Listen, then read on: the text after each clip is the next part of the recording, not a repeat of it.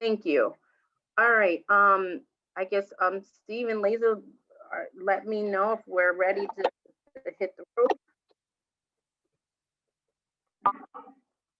All right. Good evening, everyone. Welcome to the Board of Education's work session. It is now 6:38, and I call the meeting to order. Um, First up is our recognition for our Extra Mile Award recipients.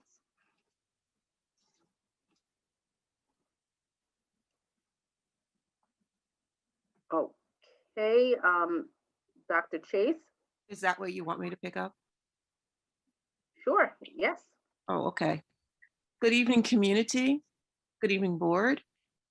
I'm having some Wi-Fi issues, so I might get cut off or sound distorted. I would like to present the Extra Mile Award. Every year, the district recognizes individuals who've been nominated by the community for going the extra mile. The award is named after Nettie Jackson, who was an advocate for children and the Greenberg community.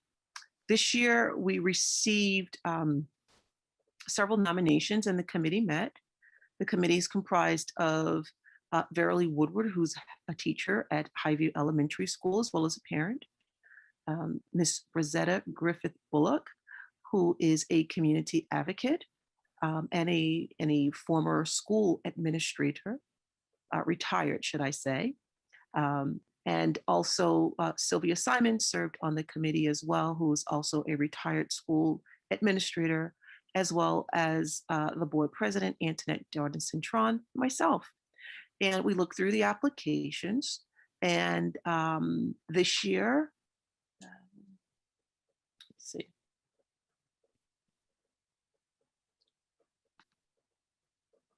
This year, the committee selected 2 individuals who are internal individuals. Typically, it's a community member and a outside person. I'm sorry, community member and an internal person. But this year, the nominations, the recipients are individuals who are employees of the district. I can't see if they are actually on the Zoom. Are those individuals on the Zoom? They've been invited to the meeting? Yes, they are, Dr. Chase. Thank you, Dr. Mills. All right, so the first recipient of the Nettie Jackson Extra Mile Award, the first recipient was, well, we selected 2 individuals. One is an individual, one is a group. The first, I'd like to read the summary to you, just so that you will have it and you'll know what the committee read and how they made the selection. So this particular nomination came from Nicole and Odine Mangum, and they wrote, "This year has been like no other." No, that's not right. This is a different one. All right, I'll come back to that one. Oh, sorry, I stand corrected. As any parent of an adolescent understands how problematic this stage of development can be, it is a time of transition. Their child begins the long, arduous journey to adulthood. Anyone who works with this population can attest how difficult a job is. Yet, Dr. Foy is uniquely suited to his role of guidance counselor.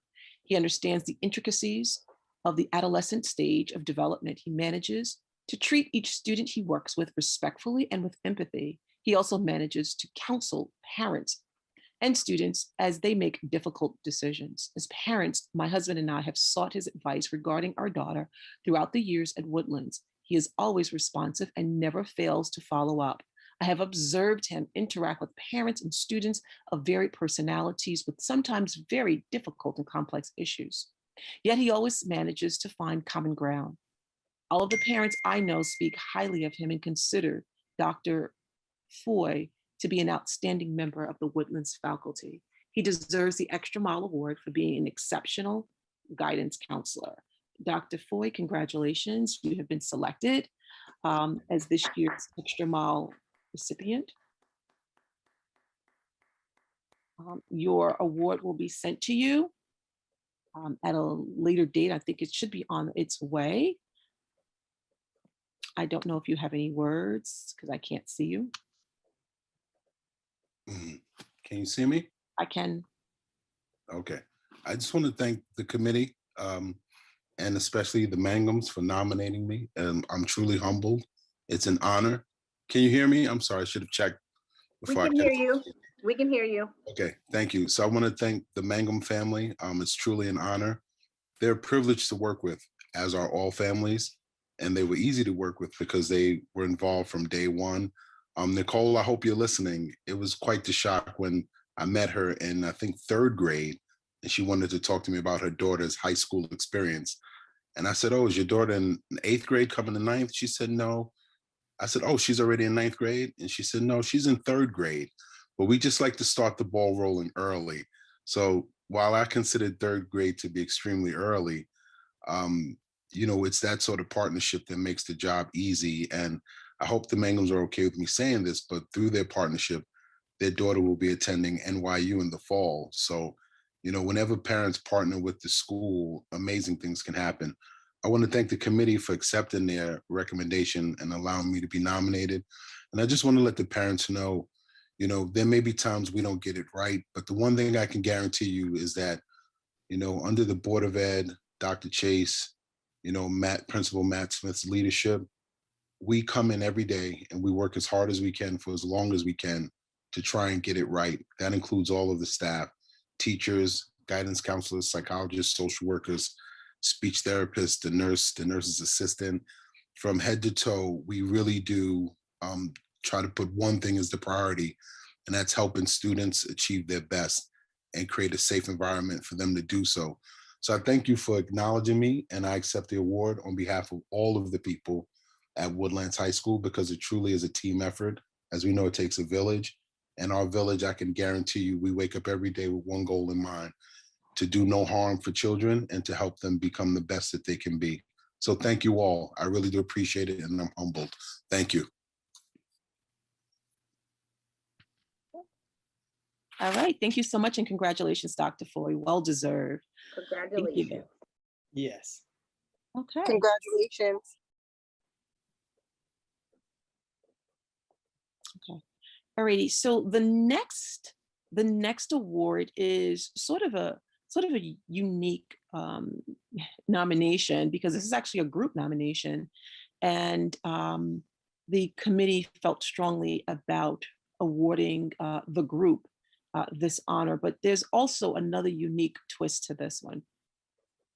The second nomination was submitted by Martha Barada, school nurse at R.J. Bailey Elementary School.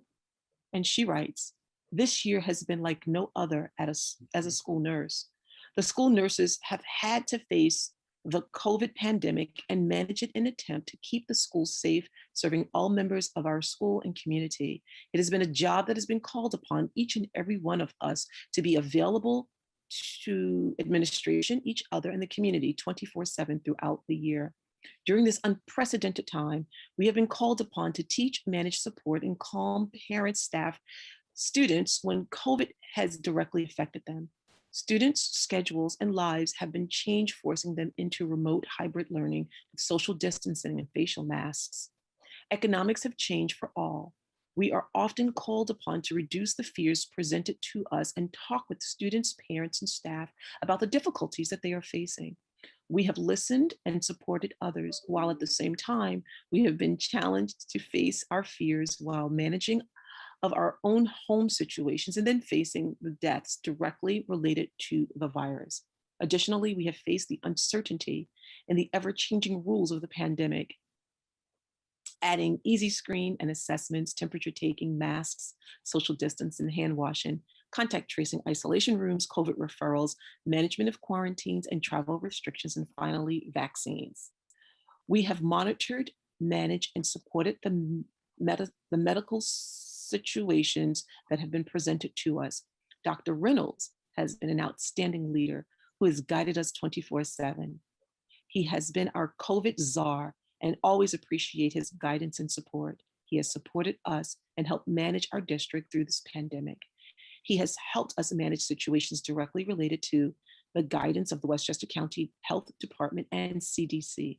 He has held weekly meetings and individual consultations with us. We all treasure our chosen profession and submit our group as a whole for this nomination of recognition. Thank you.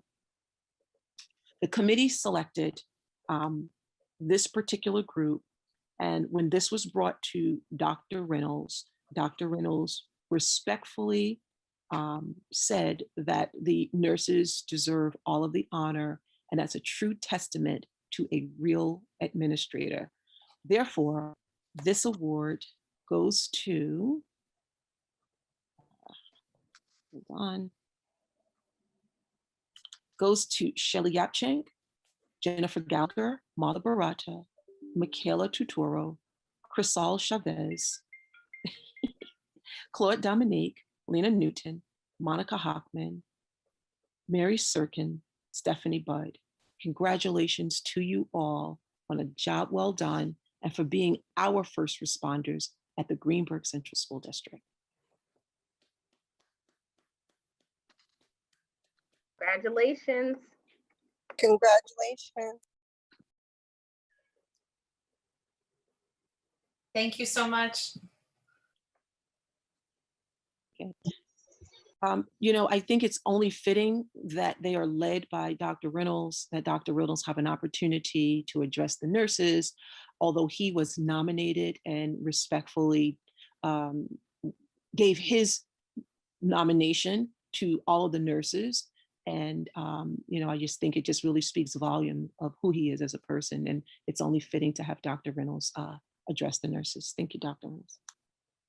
Thank you, Dr. Chase. You know, Dr. Chase has a fantastic way of putting you on the spot and not giving you any prior notice. So I would graciously like to say to the committee, thank you very much on behalf of all of our nurses.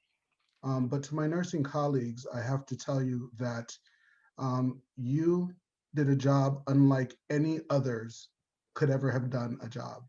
You've put yourself in harm's way on a daily basis. And that is not something we should take lightly. Not knowing who was actually infected with COVID and sitting literally 1 to 2 feet away from them in order to make an assessment of what it is that they are currently going through or were currently going through is no light feat. And walking into that situation, knowing that each of those situations could end in a way that would put you in harm. I appreciate you for everything that you've done on behalf of our children. On behalf of our adults that are in the building, I thank you for pushing back whenever we had an edict from the state or whenever the state changed midstream in terms of something that we decided to do. And I thank you for putting me in a position to question everything that was happening to ensure that it met the needs of Greenberg. And we were able to determine what is necessary to keep each other safe. And on behalf of all of our faculty, staff, administration, we thank you for your service and for your selfless service to all of us. Thank you all, everyone.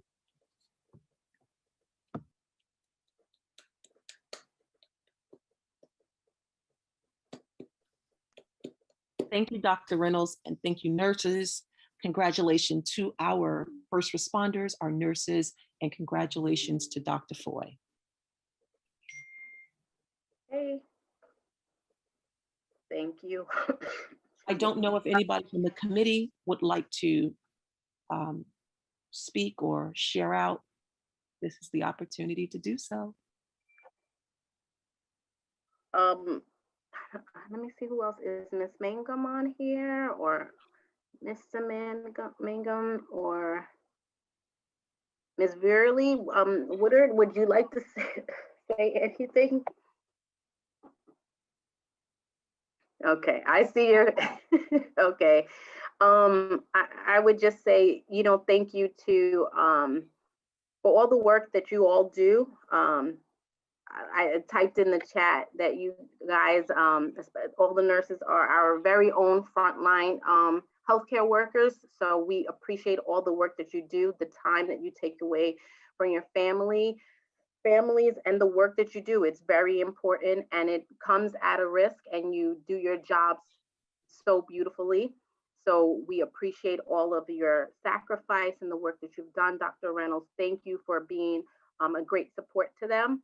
Dr. Foy, thank you for being a great school counselor and working with the rest of your school counseling team and providing our students not just with the social emotional and the academic, but all the things that Mrs. Mangum referenced in there, the things that you don't see that guidance counselors do on an everyday basis. So thank you, everyone. And even though we did do employees, I think it was well fitting to recognize these individuals this year. So thank you so much. Okay. Madam Chair? Miss Carey? Yeah, I'd just like to say congratulations to each and every one of the staff members who have gone out on many, many, many limbs for our students. Having been an educator and watched nurses having to wipe up things that I would say ill to, and still come in every day and do their job. So I have a very special place for nurses because I've seen them do things that I'm glad I didn't have to do. And I want to thank Mr. Foy for the many times he has helped my girls as they've gone through the school district. He may not have been their guidance counselor, but he was always there to give them help if they needed. And I just want him to know how grateful I am that he has been around to help them. And they have not done too bad for themselves, Dr. Foy. They've done pretty good. And as far as Dr. Reynolds is concerned, I just thank you for giving a morale and a booster to many of the staff members who needed you. And I think that hearing what some of them said, what was said in the letter tonight, just gives credence to the fact that you are one of the best types of individuals that should supervise others. And I thank you for that. Thank you. Anyone else? Yeah, I'm gonna be brief. Congratulations, everyone. Thank you for all your efforts this year. We greatly appreciate it. Thank you, Ashley. Tracy Mears? Oh, thank you. So definitely the nurses, the frontline workers, I mean, all the staff really were amazing this year that were, as we heard everyone say, putting themselves in harm's way, but definitely the nurses having to deal directly with people who were ill, either with possible exposure to COVID or any other illness. I think it was really a big feat for this year, and you have your own families to worry about and your own health, and you still came in. So I really appreciate that, as well as Dr. Reynolds. You joined us just this year and jumped right in and had to manage the COVID situation. I think very early on in one of our first meetings, you were called the COVID SAR, which I thought, wow, already he has to jump in and do that. And I think you did your very best. And I'm sure we could have done, as Dr. Foy said, we don't get everything right all the time, but it's the same with the board. We don't get everything right all the time, but we truly try our best. And I think, Dr. Reynolds, you're an honest person. I think you're a stand-up guy, and you did a great job, I think, trying to manage this situation and manage all of the COVID situations that arose this year. So thank you very, very much for that. Dr. Foy, I cannot echo the Mangum's words anymore as a parent now as well in the high school. I didn't come to you in third grade. I should have thought of that, but my son is almost into, so I'll come to you when he gets to third grade. But you are an absolute amazing guidance counselor. You guys, you and definitely Mr. Oh my gosh, his name is skipping my mind. I'm Dominguez. sorry. Thank you, Mr. Dominguez. You know, you guys really rock that guidance department. And it's been amazing working with you. And I look forward to many more years. I think you deserve the Nettie Jackson Extra Mile Award, if not this year, even prior years. But through the COVID year, it's been extremely difficult on all of us. And I'm happy to see that you were nominated and that you won the award this year. So I will be quiet now. Thank you very much. Thank you, Tracy. Terry, and then David. Dr. Foy, the nurses, Dr. Reynolds, job well done.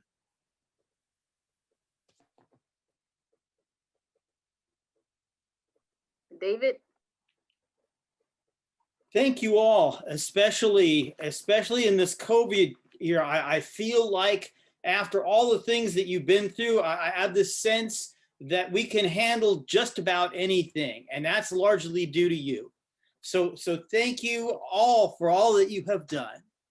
And for Dr. Foy, I've seen you in action up close through some interactions in WISE and other places, that you are the man, and in the Honor Society, all that stuff. So you're kind of like, I think you've been called the heart and soul of Woodlands High School. You deserve that accolade. Thank you. All right, thank you everyone for your kind words to our recipients. Dr. Chase, next up we have recognition for the 2020 to 2021 retirees.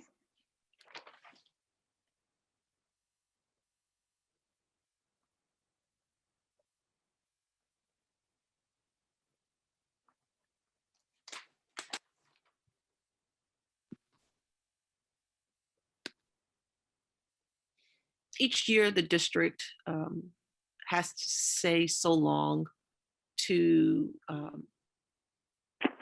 members of the staff who will be transitioning to their next chapter, which is retirement. I cannot wait to be in that boat about 7 years from now. I can't believe I'm actually thinking about retirement, but the district appreciates all who have elected to retire this year and appreciate their service to the students and to the community of Greenberg. They have done a phenomenal job, but it's now time to take their rest. I hope that these individuals are on the Zoom call because I cannot see, but I would like to call their names and know that they have received a token of appreciation from the district to memorialize their time here at Greenberg Central School District. Some are not able to attend, but I do want to recognize them because they may be watching somewhere in YouTube land. With that said, I'd like to recognize Brenda Barksdale Brown of Woodlands Middle High School. I'm not sure if we're supposed to read their comments or not, but Brenda Barksdale Brown said she received the lovely token of appreciation. She thanks the district so much, but she's not able to attend. Joanne Edwards of ECP said that she's also not able to attend due to a prior engagement, but she appreciates the recognition and the token of service. She also states, I am most thankful for the experiences working with the children and staff. How could you not? And I thank you for the recognition. Hear, hear, Joanne.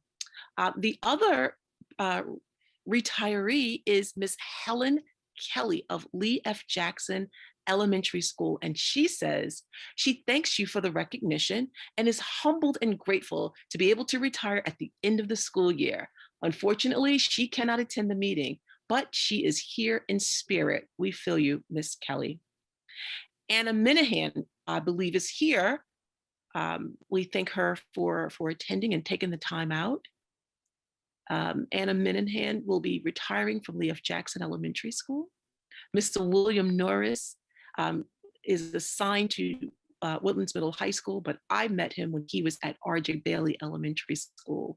And I remember his infectious smile when I first met him about almost 10 years ago. He says, the gift was very nice. Thank you. Unfortunately, I cannot make the board meeting tonight. Please know I feel very fortunate and blessed for the time as part of the Greenberg family. Dean Parker. Dean Parker is sort of new to our school district. He served as the dean at Woodlands Middle High School, and he says, I will not be able to attend due to another engagement. Laura Roth Marino. She thanks the board and the district for the recognition and regrets that she is not able to attend. Richard Vase will not be able to attend, but we thank Richard Vase, we thank Laura Roth Marino, Dean Parker, William Norris, Anna Minahan, Helen Kelly, Joanne Edwards, Brenda Barksdale Brown for their service to the Greenberg Central School District. They are appreciated. I see Anna Minahan here. Ms. Minahan, the floor is yours.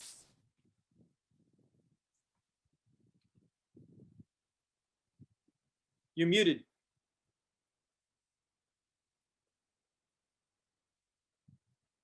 Unmute. Yeah. I should know that, right? I've been saying that to my kids all year. You're muted, you're unmuted. So I should know that. I should know the drill.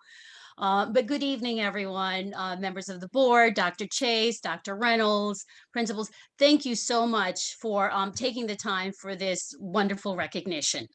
It's been almost 30 years in the Greenberg School District, and I have to say it's been a wonderful, wonderful ride.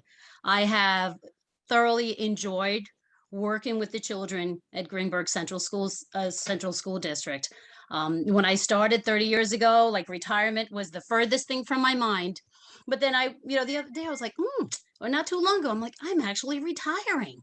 It just seems like all of a sudden, like I'm actually retiring. And, it's a good feeling because I know I'm leaving, knowing that I have been there for the children, I have done my best, and I want to thank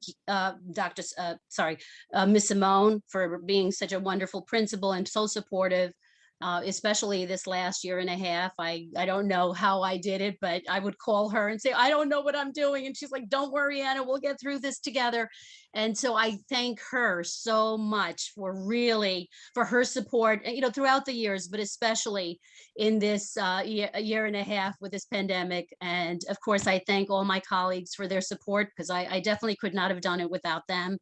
And so I just want to say thank you. And as I move on to the next chapter, I will definitely remember Greenberg Central 7 with very fond memories. And I just want to say, Dr. Reynolds, who I had the privilege of knowing as a colleague when he worked as a teacher. And then I also actually, he was a parent. So I knew him as I was a parent. He was a principal where my son attended school. And now as an administrator, I just want to say, Greenberg, good decision in having Dr. Reynolds come back.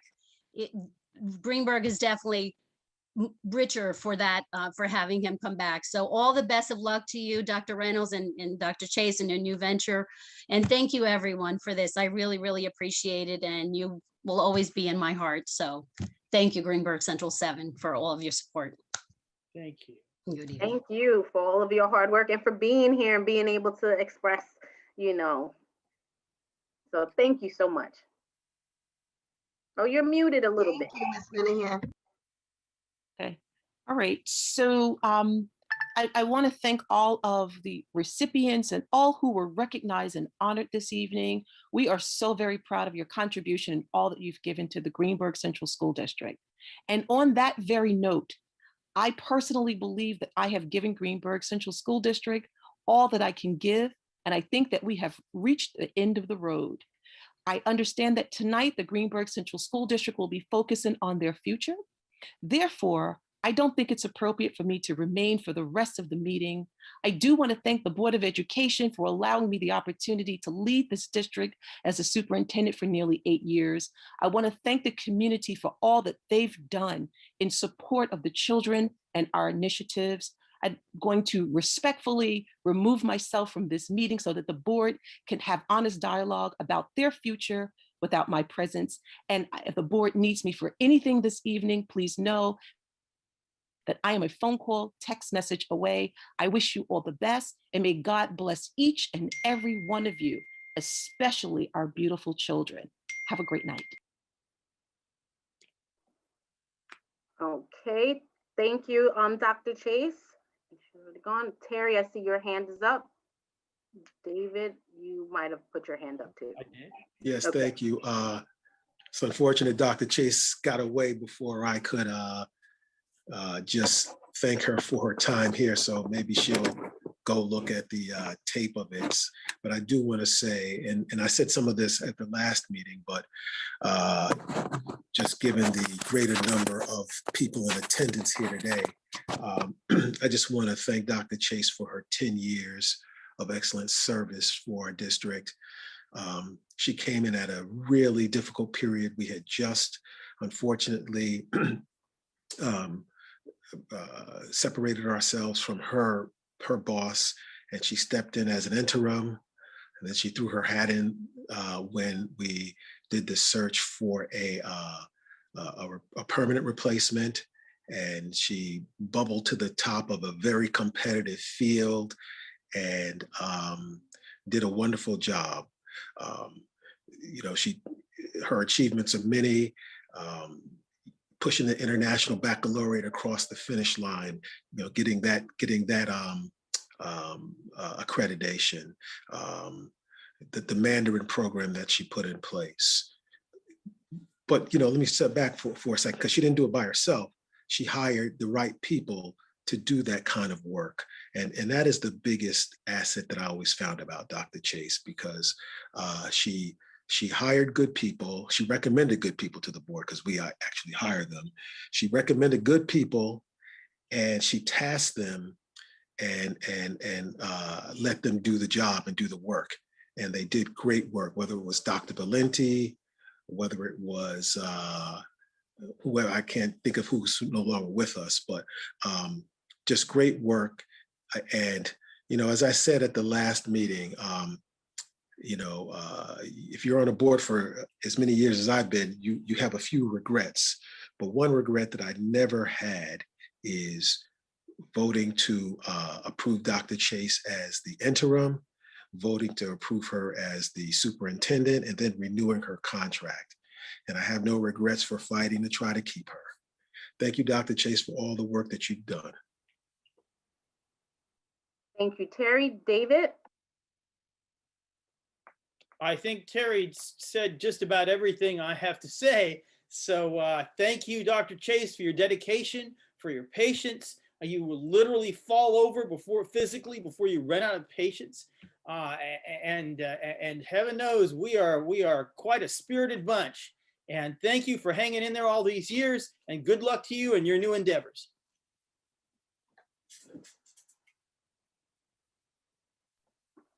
Thank you, David. Anyone else? Okay. Thank you, Dr. Chase, for your service to this district. The next portion coming up, we have statements from the public.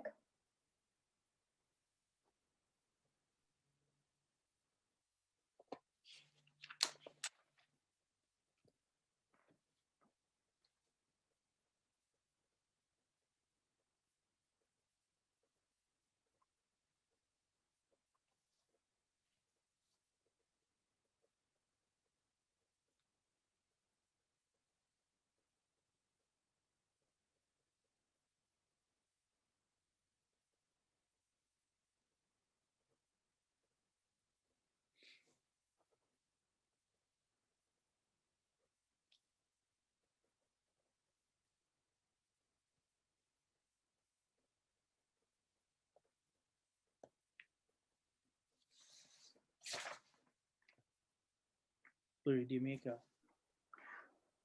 Yes. Ivy, could you tell me what time it is? I saw it earlier in my email. I can't find it now, but if someone could let Lori D'Amico in.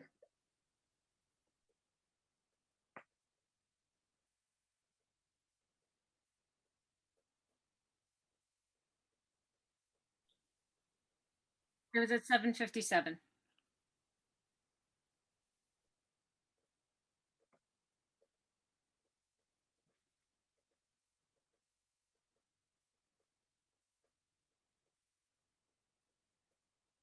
Yeah, I'm having difficulties with my email. It won't even refresh right now. It won't let me go past 6:31. So right now, if we can let Lori D'Amico in, that would be good. And then Tracy, I'm not sure if you can get the rest of them, but I've been having difficulty with Gmail on my laptop, so I can't. It just hasn't refreshed. Okay, Ms. Got you, D'Amico. Antoinette, whatever you need. Thank you. Ms. D'Amico, you're up. Okay, thank you. Good evening. As most of you know, I am a resident as well as an employee of the Greenberg Central School District. I have been an employee for 12 years and have had the pleasure of working with Dr. Chase for most of that time. Before Dr. Chase, I didn't have much faith in the leadership of this district, but there was never a moment where I felt anything but regarding Dr. Chase. The programs she put in place were for all of the students, whether that be the students that needed extra assistance or the students that were high achievers. Dr. Chase always had such a smile on her face when speaking about her Greenberg babies. I will truly miss Dr. Chase and what the district was under her leadership. I can only hope that the new leadership will continue the programs and the care that Dr. Chase always showed. Good luck, Dr. Chase. Not that you will need much luck. We will miss you. Thank you. Thank you, Ms. D'Amico.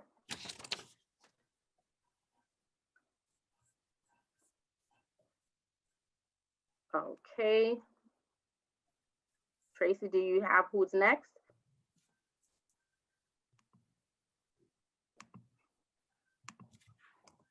It's Carol Allen. Thank you, David. Carol. I've got it on paper, so I'm old. Thank you. All right, if we can let Miss Allen in.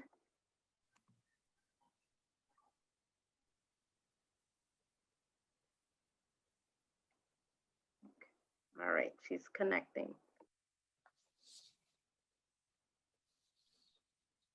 Good evening. Good evening, Miss Allen. All right, I would first like to say thank you to our outgoing board president, Antoinette Darden-Cintron, and board trustee, Cora Carey.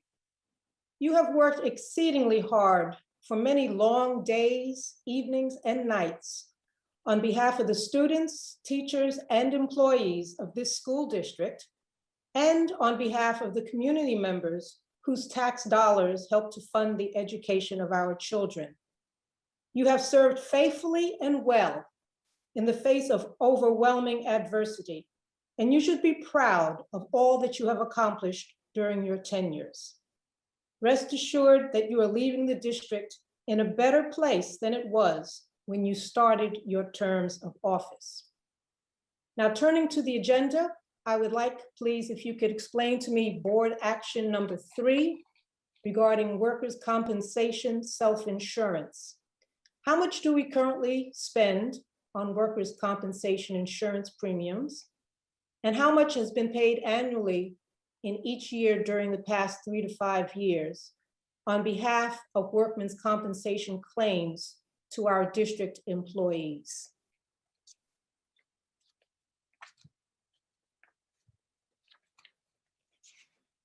Ms. Allen, could you repeat those 2 questions? I'm just trying to write them down.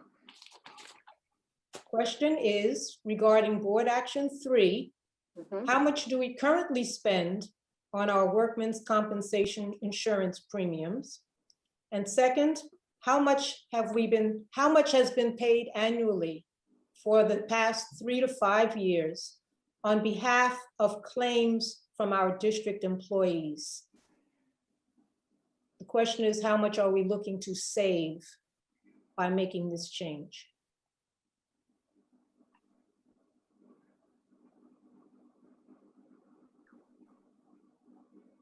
Okay. All right, so Miss Allen, I'm assuming we will have to get back to you on that information because we don't have it at hand. All right, so I would Lisa, think that if you're discussing this and voting on it tonight, that information should be available, so I'm disappointed. well, it is available. I'm just knowing for me, what we have as a board, we don't have that information here. But Lisa, you will be able to get it, right? Yes, most definitely. I can get that for you. And I have to tell you, Miss Allen, being remote, I don't have access to my files. I most definitely can get that for you. We are part of a consortium that involves the majority of the Westchester school districts. We're self-insured, so this referendum or proposition resolution that we're asking the board to do is to update our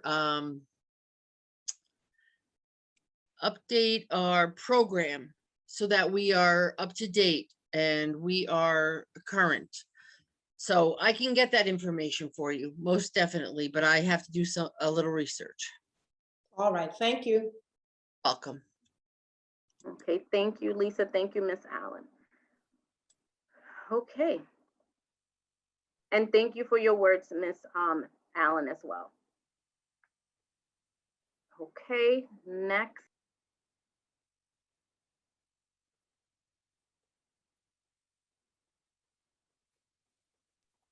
I'm sorry, next up, Patricia we have Weems. Patricia Weems. Oh, good.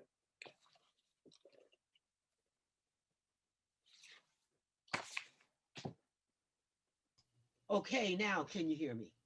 Yes, we can hear you, Miss Weems. Thank you. I wanted to come on tonight specifically to say that I am proud of you. You conducted yourself as a chairperson.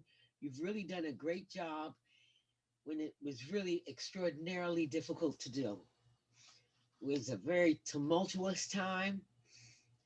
I think I recognize the amount of effort and energy that you were putting into this position. And I'm here tonight specifically to try to encourage you to run again. It takes a great deal of time. No, seriously, it takes a lot of time to amass the information that you need to be on the school board. And in that period of time, you grew greatly. You had a great deal to contribute. And I think what most impressed me was that you stood your ground. And even when I was arguing with you, until you yourself figured out certain things, you held your ground very well. And that's something to be proud of. It wasn't anything that you had done that was basically different, but it was done with a different perspective.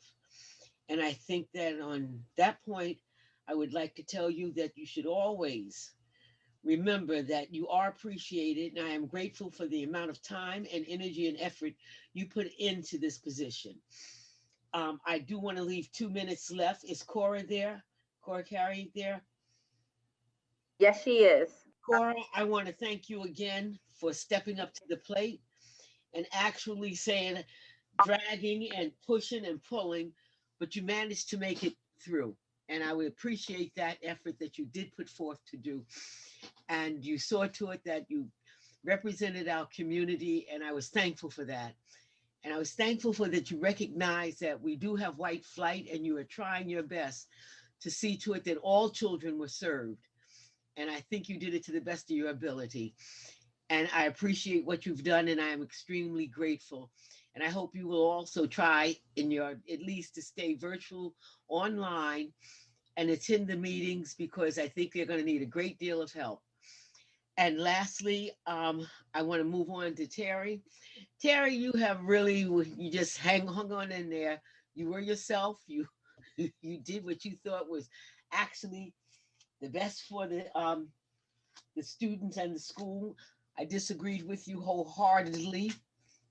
But there's one thing that I found that I did not disagree with you on, and that was governance. I would like to see you attend some of the town meetings and speak on behalf of the school board and the issues that confront us continually, and that in that area you did an excellent job. I disagreed with you on most everything other than governance. And back to you, Antoinette. There are a lot of issues that need to be covered. One is tenure. One is, like I said, the issue of seeing to it that we have basically with the new superintendent coming in. I think we need to have a forensic audit done so that the new superintendent coming in will understand where she stands and what she needs to do. And I think it's just fair. And I would hope that you could support that before you leave and state the rationale why it is necessary. Ivory Krause, I want to thank you for everything you've been doing, but I was in the waiting room for quite a while, and I wish you'd tell us what that waiting room is, because I would have gone on another way, and I made it in my 4 minutes. Thank you, Jesus. On that note, I will leave you. Thank you, Ms. Weems, for your kind words. It's really appreciated. And yes, we've had some spirited conversations, and I appreciate those as well. Thank you. No, thank you. How do I get, wait a minute, before you turn me off, how do I get to the regular meeting now? Well, I can remove you from this meeting, and then you just have to go and get the link on our website, Laser, I believe, and you should be able to link directly to the YouTube channel. Okay, thank you very much. Everyone, good evening. All right, have a good one. I'm sorry, Laser, I actually don't have access to remove. Okay, I think she left already. All right, thank you, Laser. The next person up is Miss Lorraine Cantori. She's not currently in the waiting room. Okay, we'll move on to the next person. The next one up is Katie McGee.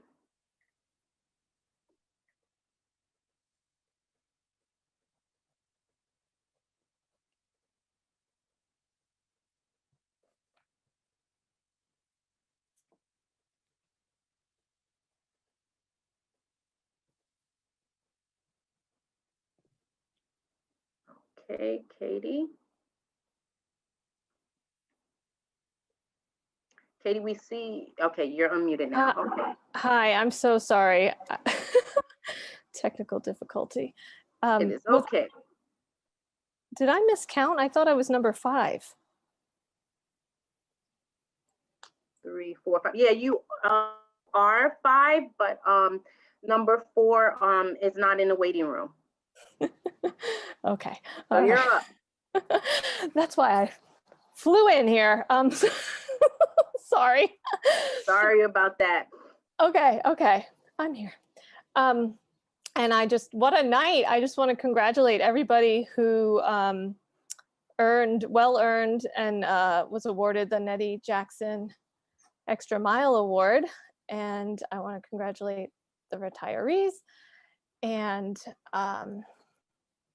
then second, what other people have said, which is thank you to the board, especially the outgoing members. I know describing your role as difficult would be an understatement, and you've poured hours and hours into the work, and I appreciate it, even if I didn't always appreciate all the actions, but I appreciate your work and your dedication to the kids and the district, all 3 of you. And I wish you well, and I look forward to seeing how you stay involved, hopefully to support the kids. And I'm also really glad you changed it to 4 minutes so I can go on with some stuff from the agenda. Yeah, I wanted to ask maybe it's Dr. Reynolds, I don't know who, but if someone could just talk a little more for the community's sake about the summer enrichment programs that are on the, the agenda. I know there's a letter up on the website for it will be the incoming 8th graders through 12th graders having the chance to do summer enrichment through Woodlands. And I wasn't sure about, I think the summer enrichment at Highview is more of being invited if to it. It's not open to everybody, but I was just wondering, does that go through the grade 7, like those who will be entering 7th grade, or is there anything for the entering 7th graders? That was my question. And then I wanted to know, I think we've talked about this, but I'm presuming this is being funded from, and I don't have the right name for it, but COVID funding from the federal government. And could you just clarify that? And do we know how much of the budget is going to it? I think that's it.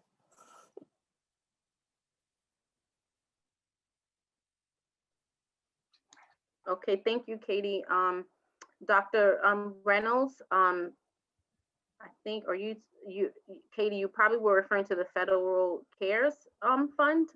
Dr. Reynolds, if you can clarify. Absolutely.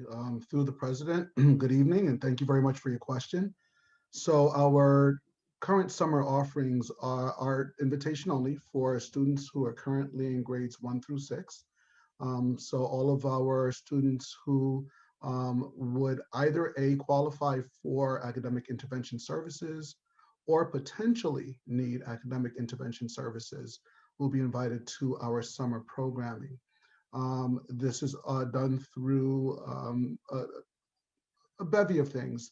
It can be through hard data, which we are collecting this year, and also based on teacher recommendation, if there is some soft data that would help to mitigate any type of a deficiency that students may have. There is an opportunity for incoming 7th graders. So those are current 6th graders, that's who it's offered to.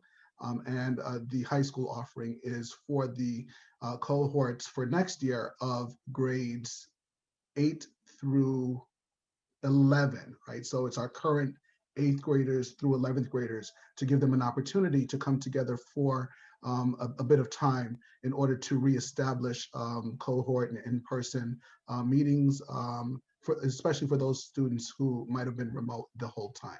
So I hope that answers your question, Ms. McGee. As it relates to funding sources, the funding for these programs are being provided through both our general education fund as well as our emergency fund as it relates to COVID. So it's a mixture of the two. The predominance of it coming from our general education fund. This was a very important item that the board wanted to ensure that we had in place for our students this year. So it was a portion of it, a large portion of it was actually budgeted for in our current budget cycle. Thank you, Dr. Reynolds. You're welcome. Appreciate it. Can I ask a follow-up question because I didn't use all my time? Sure. Okay, so thank you. And so do you, how much COVID money are we expecting to get? And what's the time frame for when that arrives, quote unquote, for the district's use?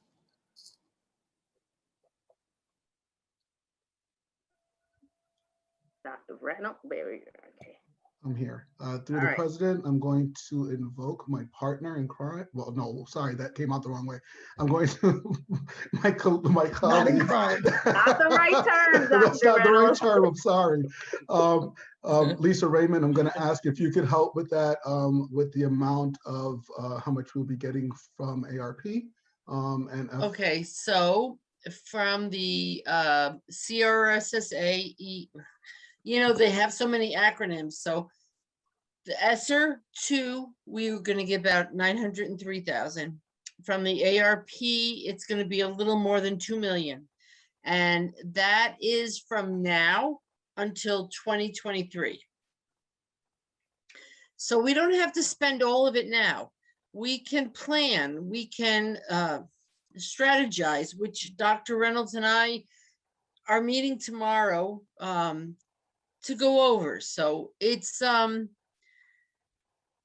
what is it? What are we in? Dr. Reynolds, 2019, 20, 20, 21, Right. 22, 22, 23, 23, 24. So it's like 2 or 3 years. We can plan it over that we can make all of this work to help our students.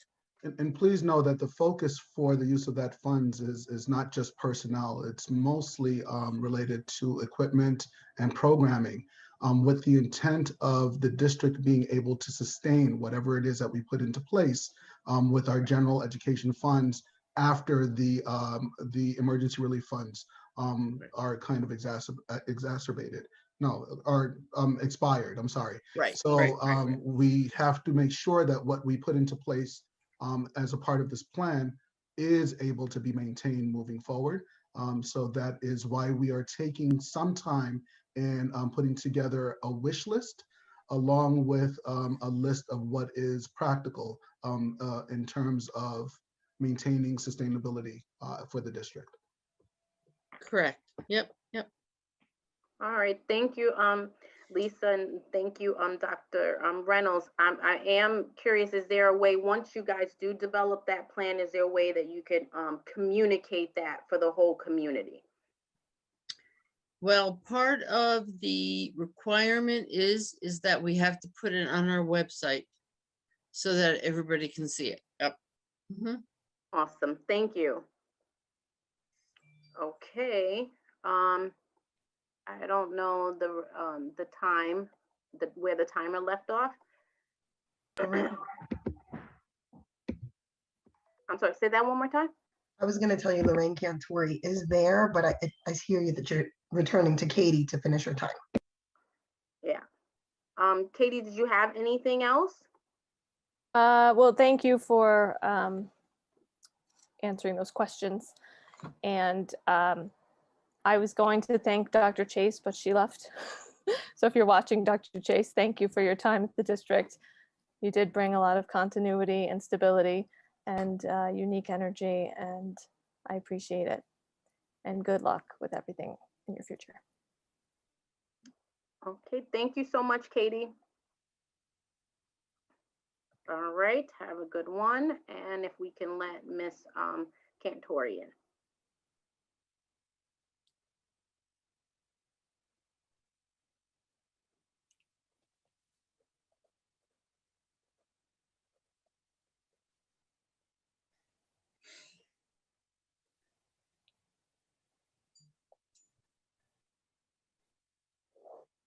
Hi, Miss Cantori, you were muted. Just, you're still muted. Okay, I'm unmuted. Great. Okay, just tell me when. Whenever you start, the timer will start. I'm ready to roll. I'm excited about 4 minutes. Okay, so I have to tell you, this is an example as to why STEAM is such an important component in education. Apparently, my iPhone does not have the capacity to toggle from the YouTube meeting to the Zoom meeting. So all you youngsters out there sitting in 2nd, 3rd, and 4th grade, get busy. Also, while you're busy this summer, I'm hoping kids will embrace technology, but take the time to connect to picking up a book. Go to the Greenberg Library or go online and reserve books. They'll be ready for pickup and ready for you to explore. And one step further, the more you read, the better you get at spelling, the greater your vocabulary, and you'll be able to expand your critical thinking, and then you'll be able to fix the iPhone. Now, I want to also touch a couple of issues now that I have like 3 minutes. I would like to thank Cora. Cora, I don't know if you remember me, but you showed me so much respect whenever I had a question about science and technology, whenever I had a question about the SATs. You always helped my voice be heard. You were always respectful. You were always considerate, and you are such an asset. I wish I could tell all the children that have gone through the Greenberg school system just how valuable you have been throughout the years. Okay, so please understand, you do not go unrecognized. Thank you and God bless you. Okay, so President Darden Cintron, I want to thank you because you've demonstrated patience, understanding, and stamina. And I have to tell you, I don't think I would have been able to be as persistent and patient as you. So I envy you. Now, I need to move on to, this is my question. How is the 475,000 that's being transferred to the TRS, the teacher retirement system, how will it be used in light of the $500,000 unspent money? How much of the money is sitting in the unassigned fund balance that does not appear for this year's operating expenses? What will happen to it?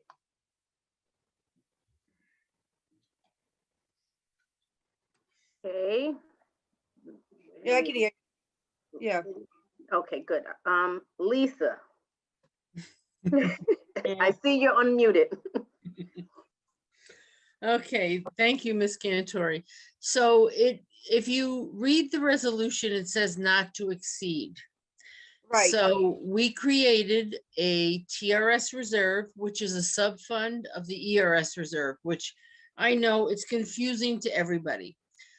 So not to exceed means that I can't put more than the amount that I'm asking the board to put into the fund at the end of our external audit. If there is money left over, we need to put money into reserves to fund employee retirement, teacher retirement, tax certiorari's that come up. So what that means is if there is money left over at the end of the year, before we put it in the repair reserve, which was approved by the taxpayers, we could put it in the employee retirement system, which means every year we have to pay ERS, employee retirement system, which comes due in March, the TRS system, teacher retirement system, we have to pay that in September, October, and November. That comes out of our state aid. That comes down, okay? September is fine. October is fine. November isn't, because we don't have a greater percentage for our state aid because we are considered a wealthier district. So we have to contribute another amount. That's what this reserve is for, is to help us pay that third payment. Okay, so I'm not going to tell you that we're going to put $475,000 in there. Not at all. It's all going to be dependent on what our external audit says we have left over. This, because of law, has to be done before June 30th. That says you're going to put this much into these reserves. I put in there not to exceed. So what does that mean? For the TRS reserve, I said not to exceed 475. At year end, after the audit is done, it could be 250,000. That's fine. I couldn't put 500,000 in there. That's what the board is saying. Lisa, you can't put in more than this amount. That amount helps us pay for our retirees' benefit. Tax certiorari reserve, same thing. Every year we are served with papers from the court by July 31st, okay, that says we want our reduction in our tax assessment of this. It's got to go through the courts. But what is our potential of what could happen? So let's say that, and I you know what, I'm so sorry, I'm not from this area, but let me just say, let's just say Amazon builds a warehouse in the Greenberg district. Okay. They say, okay, we want you to come into our district, but we want a tax break where they would pay $100,000 in taxes. They're now asking, I want a tax break because I'm bringing industry into your district. I want a tax break to be 50,000. That means the other 50,000 has to go to the rest of the taxpayers. That has to go through the courts. All right, so our experience is about 25%. Really, it's less than 25%, but let's be pessimistic and say it's 25%. So every year we ask for whatever has been served up to July 31st. We need to say, this is how much the taxpayers are going to have to pay. And that's 25%. So we have been served with over $3 million that people or corporations want. 25% is 1.25 million. And I'm asking if there is 1.25 million left over, let's put that in the tax certiorari reserve. If there's money left over at year end, let's put that in the TRS reserve so our budget doesn't have to sustain that money to pay. It just helps alleviate the tax burden to the taxpayers. Okay. No, thank you. Also, well, I know that it's been a burden for many school districts because they have to deal with the certiorari's. It's always been a problem because, you know, businesses and you know, people who own houses, they go to court and it's almost unexpected how much money, how many people are going to step forward for that. You know, as far as like that information, I really do appreciate, Lisa, that you went in depth because I do believe it helps the public when you explain the certiorari, and having a tax reserve is very important. So I do appreciate that.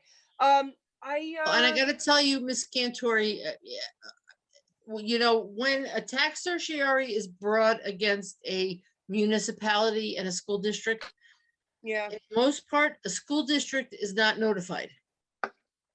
Right, right. An after fact. And all of a sudden, wow, we have this. That's why with our legal counsel, we have tax certiorari attorneys that we bring to their attention. This is what's happening. This is what may be major and affect the school district and our taxpayers. Right. So that they get involved, because most 99% of the time, my office is served with papers that says, oh, this has been settled, you have to pay this. Right. If it's big, we need an attorney to help us fight on our behalf. And I have noticed in my 24 years in Westchester, we have attorneys that just deal with tax certiorari's, which is good because somebody needs to fight for the school district. Right. Yes, I thank you for that information. That's very important. Well, I just I want to close just by directing something to the school board. Okay, I want to direct this to every single school board member that is that's current, and those of you that are coming on board. All I ask as a taxpayer and an educator for 33 years is that we encourage students to get involved in more math and more science and get out there and compete against different schools throughout Westchester, Putnam, and Rockland, because there are scholarships out there. There are people that are watching, and it is so important for kids to be, you know, recognized. And I just want to thank everyone. Keep up the great work. It is a job that I could not do. It is a non-paying job that requires a pop-up tent and hibachi and a lot of patience. So God bless all of you. Thank you and have a good night. Thank you, Ms. Cantori, for your kind words. We really appreciate it, and for your questions too. Thank you. Bye. Bye. The next speaker, Antoinette, is Kiana Washington. I'll let her in right now.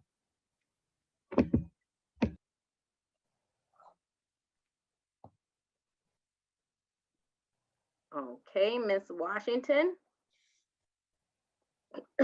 Good evening, everyone. I just wanted to come on tonight, and I wanted to just say thank you to Cora Carey for all that you have done for the Greenberg community and students for a very, very, very long time. Thank you so much, Cora. You have been a support to me. You have been a support just to this whole entire community and always the students. So I just want to say thank you. And I know it's your time to rest, but I'm hoping that I can come to you for some advice if I ever need it in this new position. And to the president of the Board of Education, I want to say thank you because I know it wasn't easy.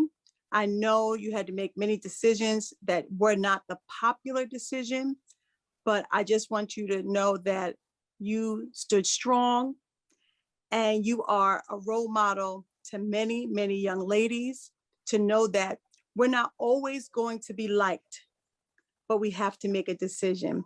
And I thank you for your mind, and I thank you for your professionalism, and I just thank you for your time on the Board of Education also.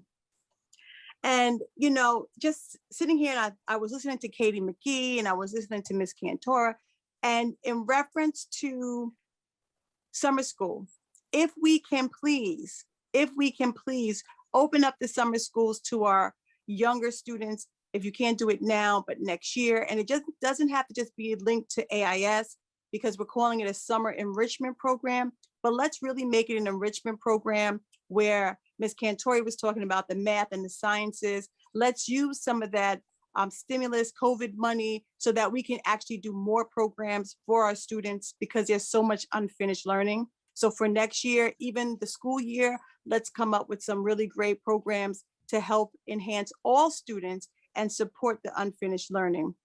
And I thank you once again, and I'm really hoping that we can push our students into math and science and we can work together as a board. But once again, to the president and to Cora Carey, thank you so much. Okay, thank you, Mrs. Washington. We appreciate your words and sharing your concerns. Thank you.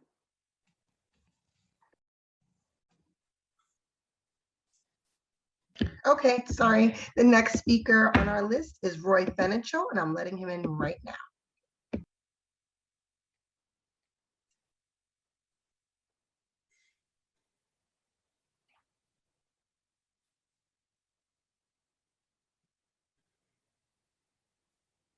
Okay, Mr. Benecho, can you hear? Yeah. Good All right, evening. you're unmuted. Thank you. Good evening. Thank you for your efforts this tumultuous school year. As award recipient Dr. Foy said earlier, collaboration among parents and educators is what this is all about. And as Dr. Reynolds and our nurses know full well, nothing is more important than the health and welfare of our children. For those returning in the fall, I look forward to continuing community collaboration with our families and neighbors.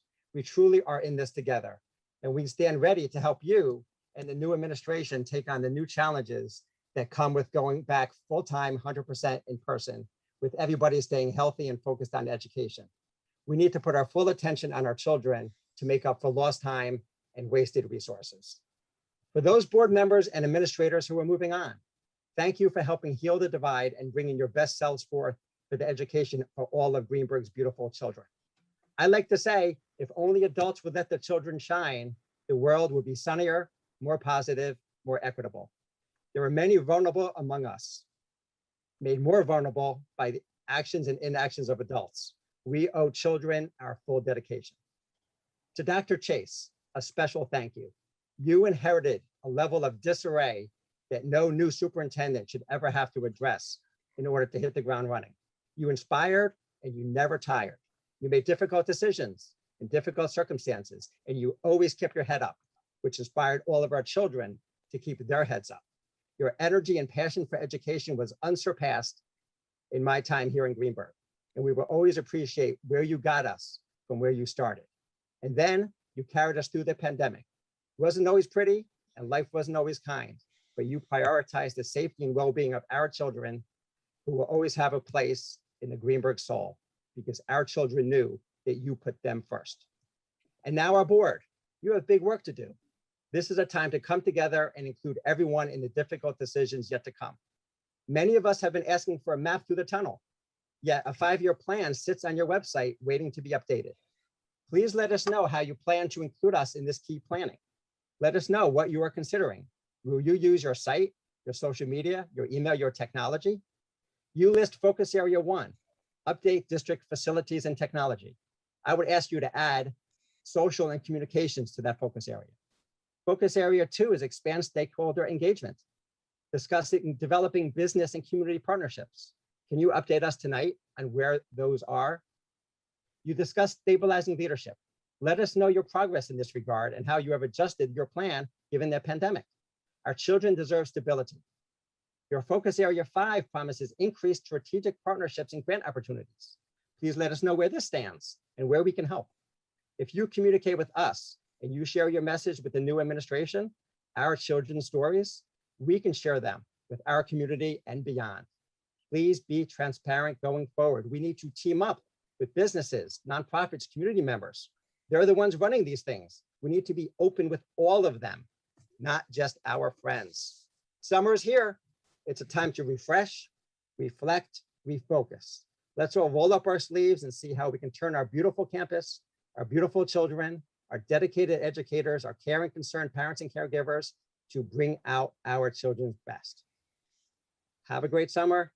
See everybody in the fall.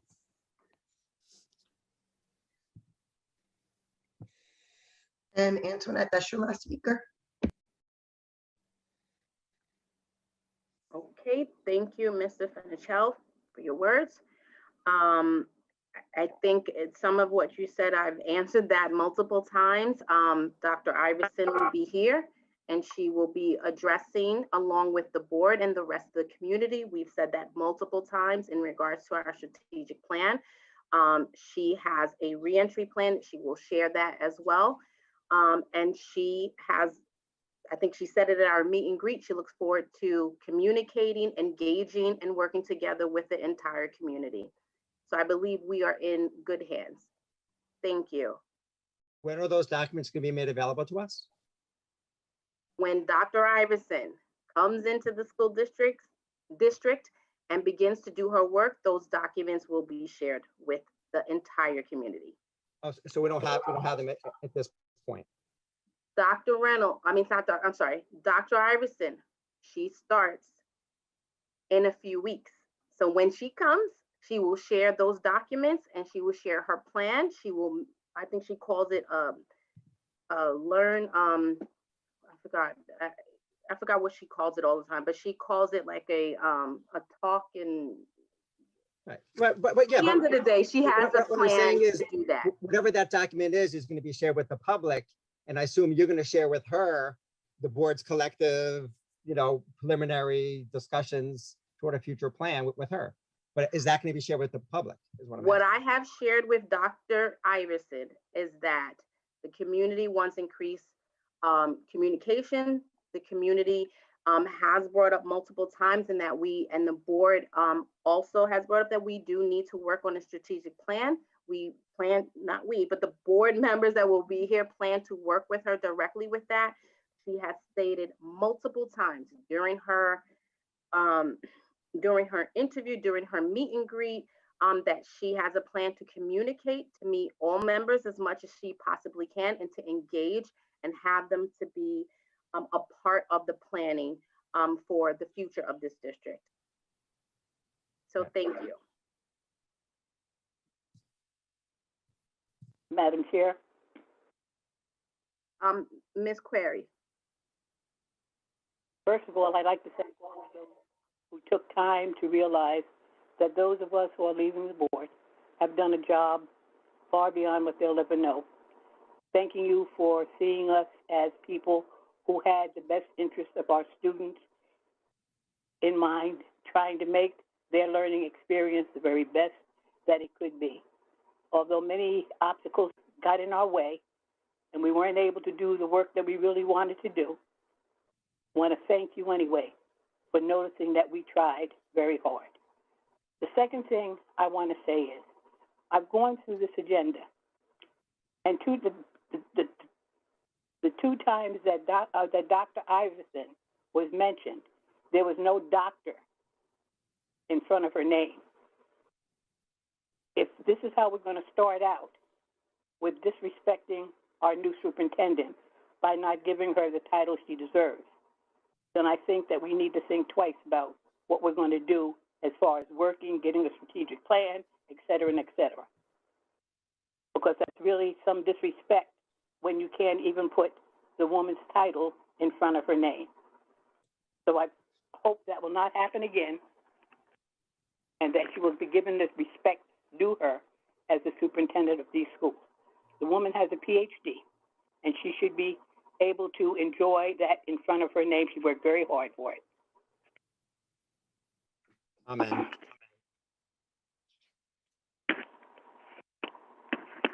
And also, we do have three, experienced board members leaving the board. It'd be great, to provide Dr. Iverson with their preliminary thoughts on a 5-year plan.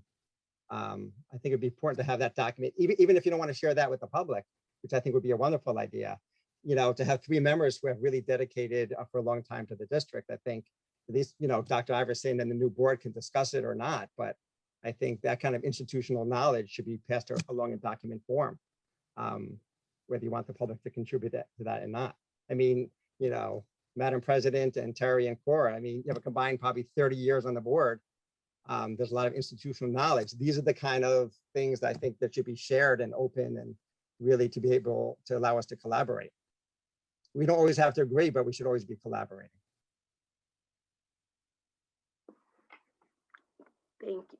Thank you, Mr. Benecho. Terry, did you want to say anything? What are we taking final statements now? I just want, if you, Ms. Carey said it all, so I wanted to see if you wanted to say anything. Yeah, I guess sooner is always better than later. So for those folks who acknowledge the board in aggregate for the work that they did, or those of us who are going off the board for the work in aggregate that we did, thank you. It's been an honor to serve on the board for so long. It's been an honor to serve my community. But I do want to say that there are challenges that you all face, that we all face, because I ain't moving, I'm still here. But there are challenges that we face. And I recall it was one meeting, right? It was the first meeting right after the election. And I can't remember who actually was speaking. It was probably one of the members from the Friends of Greenberg schools. And, you all were very excited about 3 new board members being on the board. And that's good. You should be excited. You should be excited about that. But I think the Jackson 5 said it best. Maybe it was a Stevie Wonder song with Jackson 5. I'm a 70s kid, so I like to go to those old soul records. Although I don't watch videos during board meetings. I do this on my own time. It's an inside joke, folks. It's not a joke, though. But anyway, you ain't done nothing yet, because there were 2 occasions when I was previously a board member, and there was a race that I was in a board race, and there were 7 and 10 candidates. And then the next year, there were no candidates. You can't let that happen, folks. You have to keep up the pressure on the board if you want meaningful change. Now, let me tell you, I'm not going to take up too much time, but one thing that you all have to, and by you all, I mean the remaining board members, the new board members, and particularly the community. There is one particular challenge that you have to stay on top of, and that is that the town is compromising the fiscal stability of the Greenberg Central School District. If recently, Paul Feiner came to our community group here, Civic Association. He was campaigning. Both he and Tasha Young came here campaigning. And without prompting, as part of his speech to us, Mr. Feiner said, yeah, unincorporated Greenberg, in particular the Fairview community, they have a disproportionate amount of tax exempt properties within their district. And what tax exempt properties do is they deprive the district of revenue, and that budget shortfall has to be made up on the backs of taxpayers. He said that without prompting. Then, as part of the Q&A, I asked the question, will you commit to not placing the courthouse police station in the ICE building on Hillside Avenue? That ICE building currently generates over $300,000 of revenue for the Greenberg Central School District. Mr. Finer's response, oh, we have to talk about that. We'll form a committee, blah, blah, blah, blah, blah, blah. Folks, you have to be adamant that that building either can't be placed here. By here, I mean within the boundaries of the GCSD, or you have to extract some other kind of payment. And I don't mean some pilot payment that pays you a percentage of what we would have received. You have to fight very forcefully for that. The other thing I'm going to say that you all have to be aware of is this. You dodged a bullet on election night.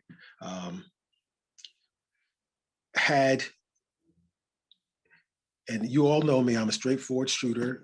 I'm a straight shooter, and what I say is factual. It may not be popular, but it's factual. You dodged the bullet. Had Eric Bitterman been elected to the board, you would have had 2 board members without children in the district, whose children don't go here. And I never question anybody's decision about their children. But what that does say to me as a taxpayer is they don't have the same common interests as I do. And on top of that, Mr. Bitterman was part of a slate whose campaign was financed by, I think the group was called Greenberg Action Alliance, and of 19 Beechwood Road, which is the address of Carol Allen. And Carol Allen's children did not go through the district for an extended period of time. They took them out, she and her husband. And again, that's none of my business. But what it does say to me is that there is no alignment of interest here.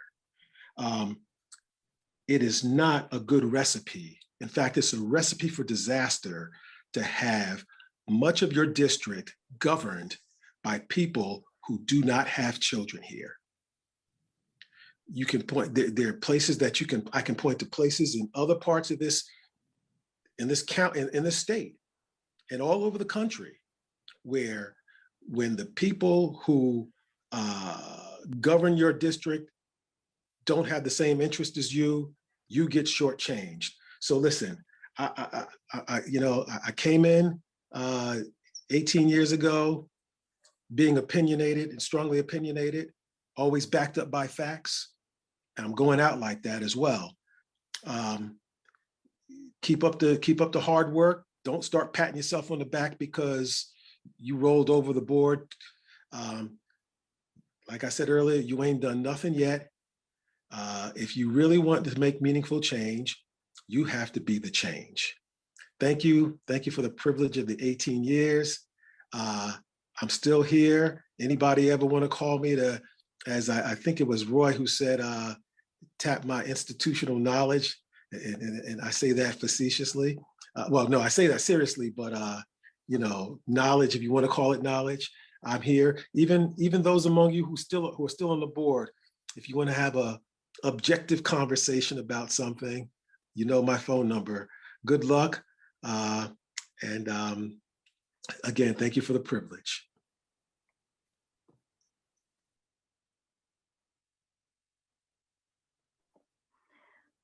Thank you. I'm going to keep mine very short and sweet. Everybody knows whenever I speak, I try to do that. I will say, I say thank you to the entire community. And when I say the entire community, I mean the people who live here, who live in the school district, whether their children come here or not. I have a understanding that those that do not have their children come in here, they do vote on our budgets. So we need to be mindful of what all parts of our community brings to the table and how they have an impact on what we do as a school district overall. I want to say, and I have to say, I thank all of my supporters from the very beginning in 2015 until now. It has been a educational journey for me, learning about what it is to be a board member, learning what it is to be a board officer, learning that every decision isn't mine, but as a board president, you make sure that the things that need to happen to move forward, that we do it. And I do that respectfully. I respect every single person that has poured something into me in any way, shape, or form. And I'm talking about community, I'm talking about board members, I'm talking about the staff. It has been a pleasure. It's been an amazing journey to advocate for children, all children, to make decisions that are grounded in what is best for all children. Anybody who knows me knows that that's what I stand for, no matter what. So I thank you. I thank everyone who has made this a better process. Laser for all of your technology support and help. I call you at any time and you answer most of those times. You even answered when you were on vacation at Hawaii, so I appreciate that. I appreciate Steve for the work that you have done. I appreciate every single board member, whatever iteration of a board we've had that supported just us working together to make really good decisions. And I'm gonna say,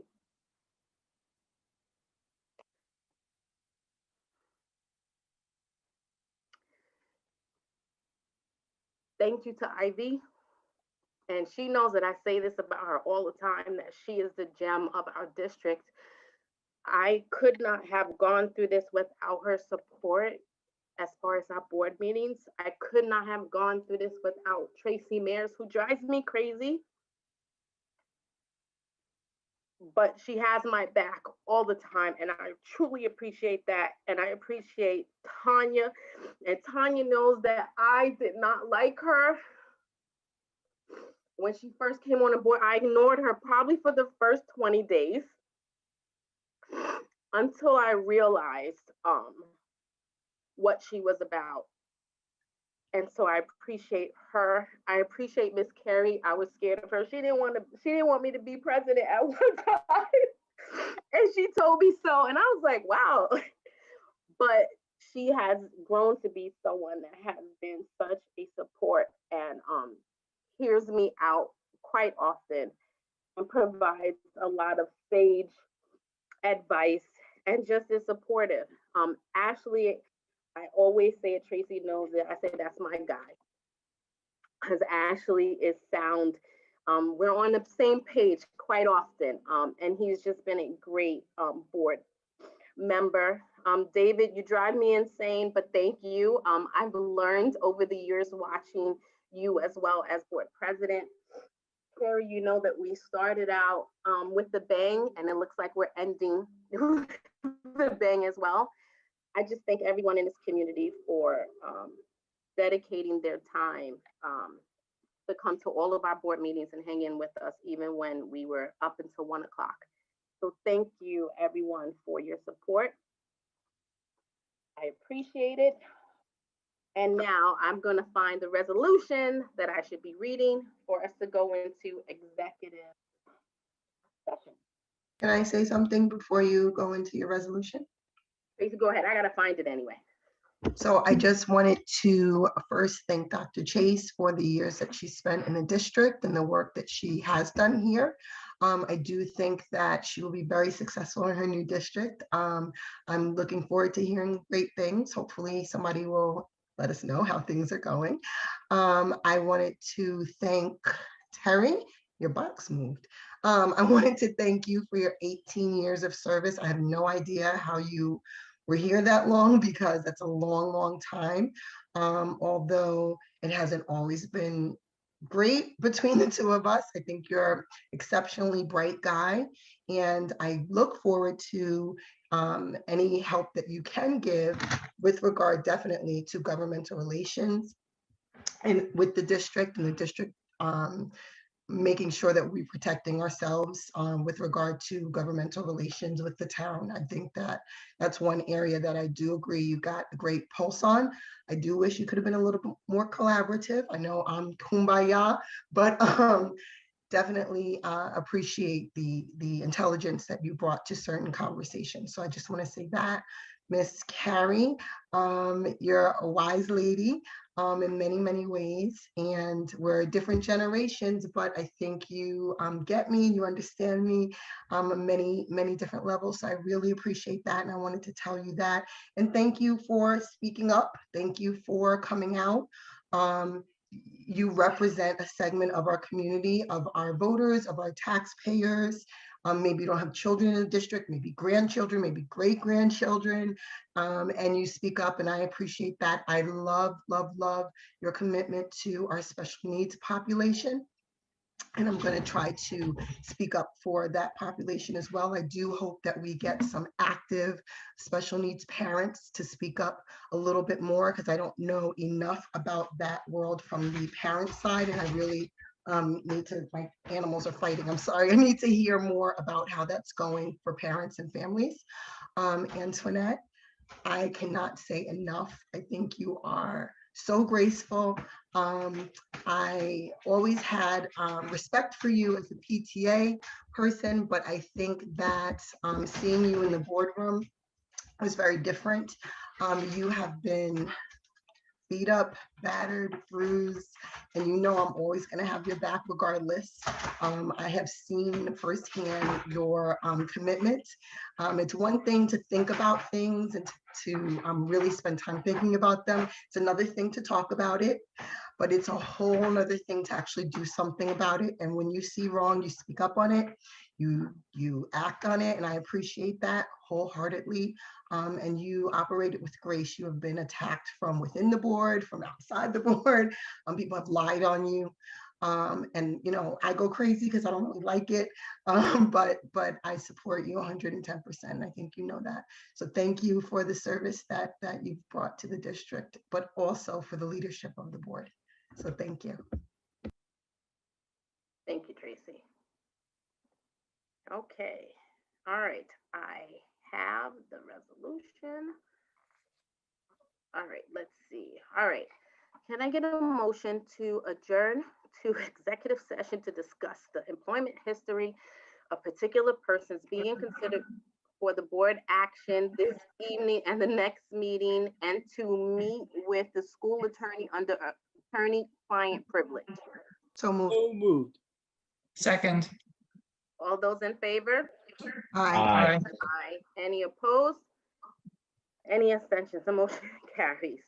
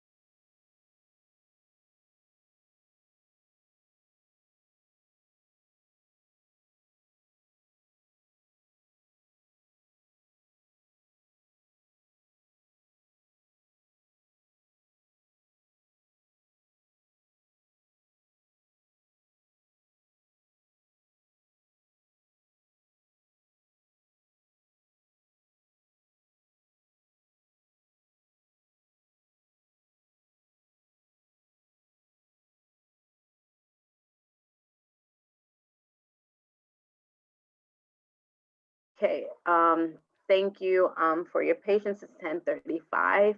We're back in open session. Oh wait, I'm sorry. I said help without Ivy. Ivy, are you still working on that, or are we good to get started? Just need a few more seconds. All right. Thank you. Sorry, Ivy.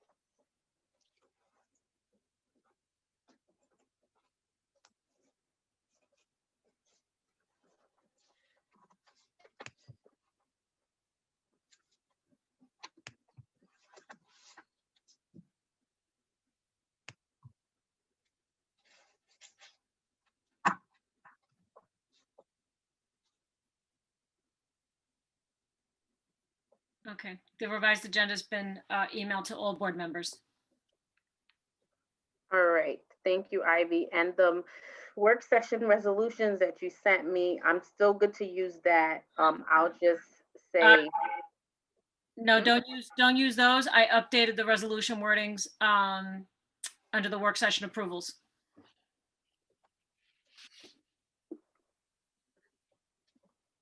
Or not the resolution, but the motions, I should say. I updated that for you. you didn't send it via email though, right? I did. I sent the agenda in its entirety to all board members and administrators. Or whatever. Thank you, Ivy. I just have some sort of I don't know. It's my Wi-Fi is acting crazy, so I have a very much what do you call it? A delay. Okay. You have Hearing board- that. Okay. Can you get on board docs, Antoinette? Because I think she updated board docs. No, I can't. I'm having difficulty with my email and that. But Ivy, I see it now. It did come through, and I see the other one. Okay, so the next item when we're up to board D, board action item. Does anybody have any questions in regards to the minutes? You'll see here there are minutes for June 1st, June 7th, June 15th. Okay. Hearing none. Does anybody have any questions on D3 workers compensation self-insurance? Okay, are there any questions on 4 budget code transfers? Nothing? Okay.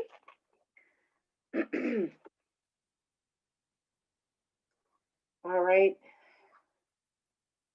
And anything on 5, the 2020 through 2021 tax certiorari reserve fund? I have some on the budget transfers. Okay, Ms. Carey, which item Okay. there? Yes, I'm here. Yes, Ms. Carey, which item? Okay, it's budget code transfers number 4.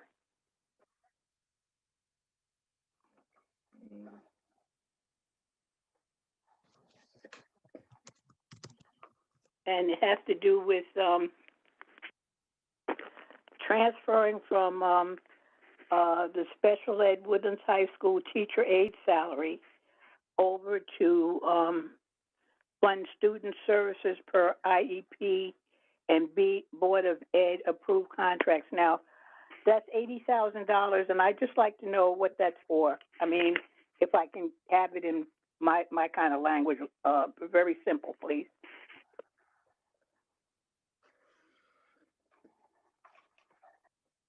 Is the business official still here? Yeah, yes. Lisa, you're muted. I'm sorry. I'm No here, Miss problem. Carey. That was a transfer that was requested by the pupil personnel services for services for students with their IEPs. That was additionally needed. And we could take it from this code because it wasn't being used. Okay, so, I mean, actually, what was it used for? Were these students that had gone to another school, for, the special ed services, and you were putting the funding into paying the schools, or what? It could be a combination of both. It could be students that are in our school, students that are out of our school that had to have their IEPs updated. I don't have that exact because we don't break it down like that per code. I just know that this is money that was needed to provide their IEP services that were needed for this school year. Okay, but when you receive their request, right, you do receive, the reasons why they're asking you to transfer the money. I do, yes, you're right, I do, but I don't receive it per student. I receive it in an aggregate. Okay. Now, the second one is the one for $260,878. It says to fund OOD, education and tuition adjustments per IEP's BOE approved contracts. What is OOD? That's a very good question. I'd have to look into that and I'd have to ask Jill Post exactly what OOD is. Ms. I Wickman, if I know, may, oh, go right ahead, Dr. Reynolds. OOD stands for out of district. Oh, thank you. So this particular money was requested to take care of funding for students that are in other school districts. Right, exactly. Yeah. And you have to remember, Miss Carey, when we budget for students that are out of district in another placement, we are just budgeting for that school year. Unfortunately, the state, when they do that rate setting, they are delinquent by 2 or 3 years. So when we budget, we have to budget for the current year, but we also have to budget for a rate setting that is set and finalized by the state for 2 to 3 previous years, which means that every district in New York State that sends students out of district will have to do an adjusted billing. And it could be both ways. We could owe them money or they could owe us money.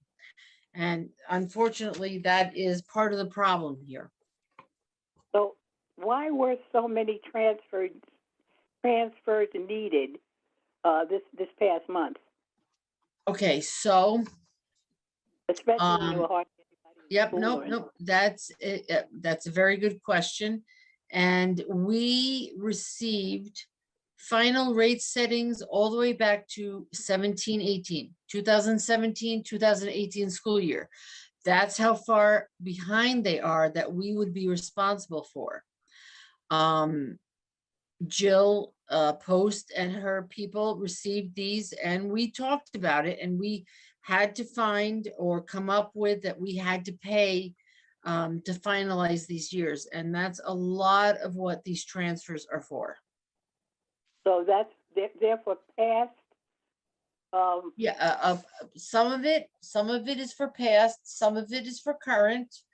Some of it is for, you have to remember that when a student comes into our district that has an IEP, and once they do the evaluation, they could be placed in a different setting, and then we're going to have to make an agreement with that school, which the board has to agree to that contract, and then we will have to pay them.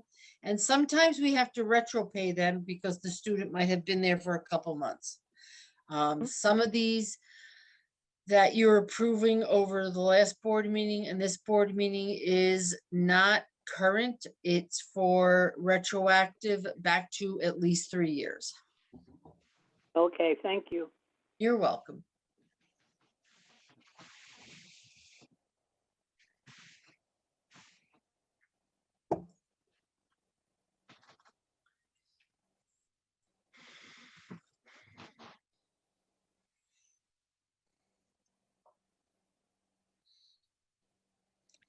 Antoinette, you're muted.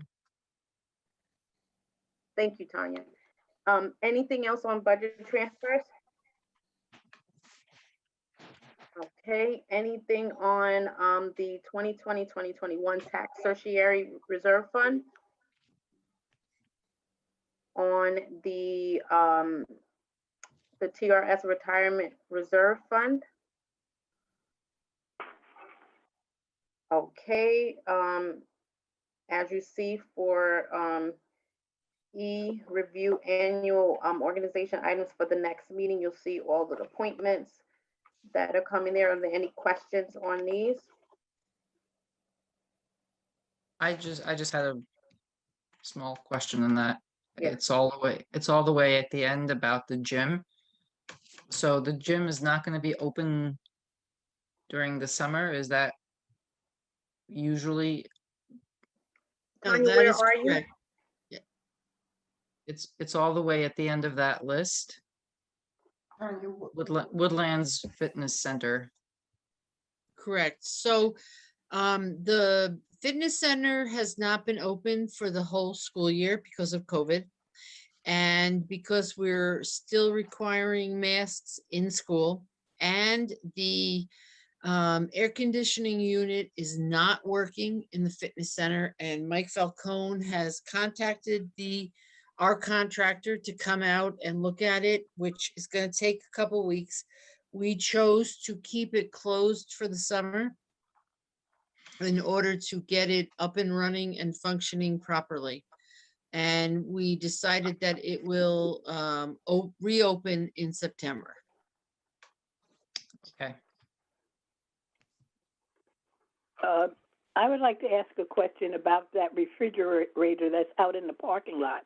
Has that been fixed yet?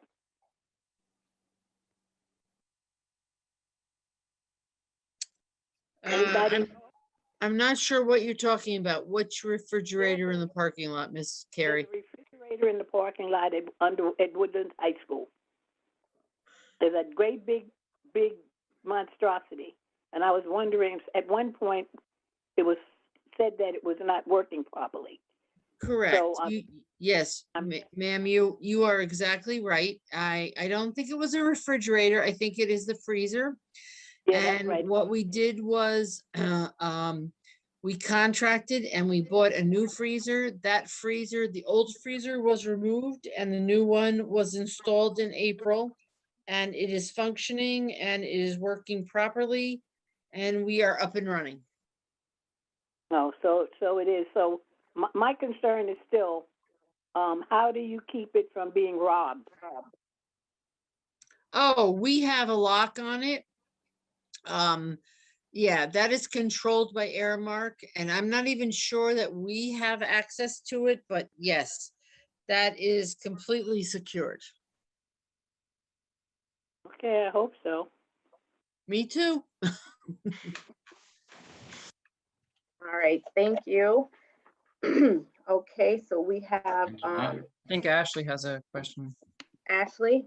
So just going back to E28, maybe I'm looking at this wrong, but the resolution kind of reads that the fitness center shall be opened from 3 to 7 p.m.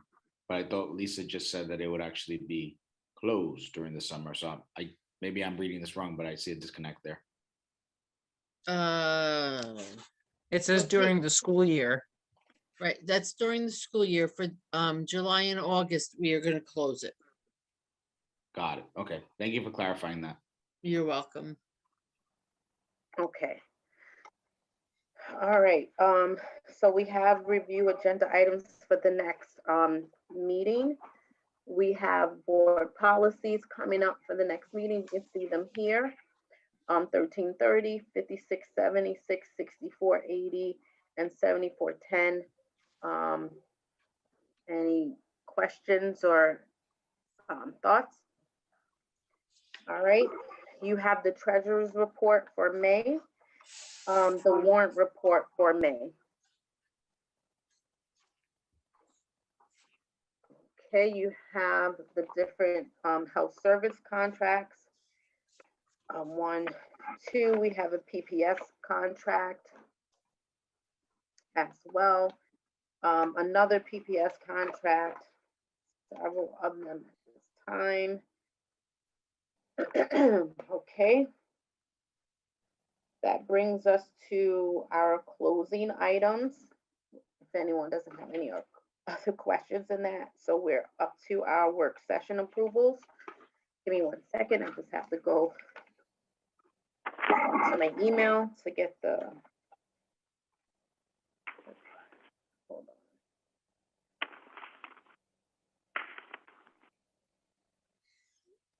on. Okay.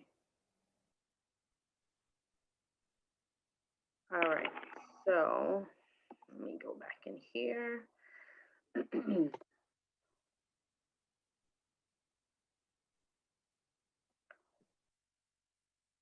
All right, let's see.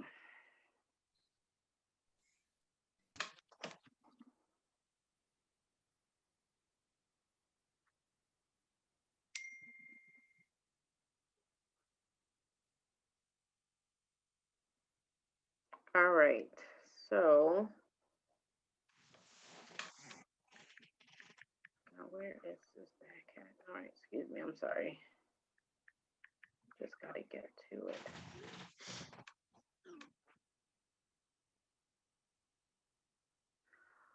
All right, work session approvals.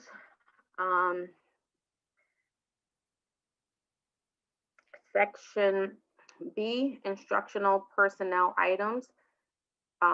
Is there a motion to approve the instructional personnel items presented to the board for approval this evening, with the exception of item B14, which shall be voted upon separately? So moved. There a second? Second. All those in favor? Aye. Aye. Aye. Any opposed?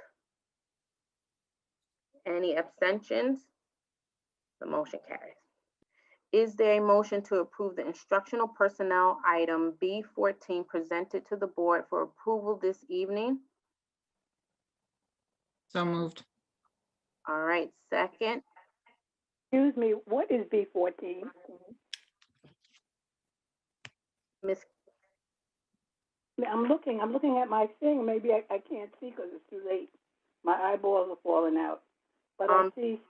B14 is a personnel item that we cannot say at this time. So we talked about it in executive session. No, we don't need to talk about it. Just go ahead. Okay. Thank Discussion. you. Okay. I think we can read the resolution. I was. Okay. Okay. All right. Hold on. Gotta get back to that one. Okay.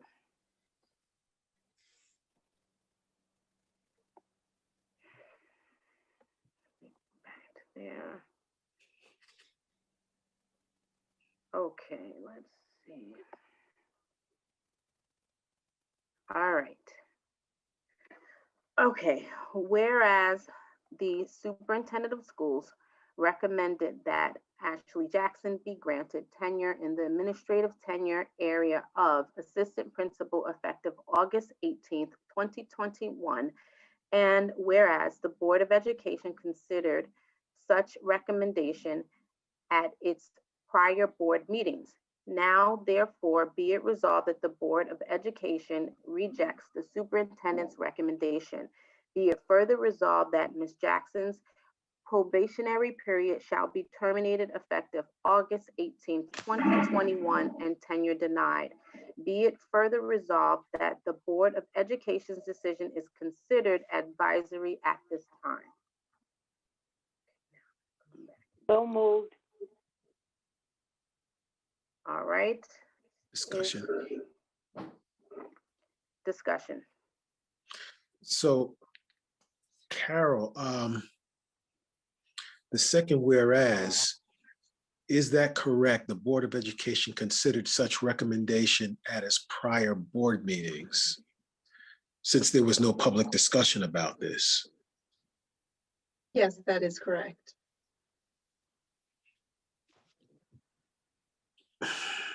Okay. Okay, I believe I heard the second, and there was discussion, so I now, have discussion as well, actually. Tanya. I'm not quite, actually, I'm a little confused by the language because it seems to me that I'm trying to understand here. A yes denies tenure, whereas a no allows it in the way that this is worded. I'm not quite. Correct. You're either approving the resolution as is or you're not.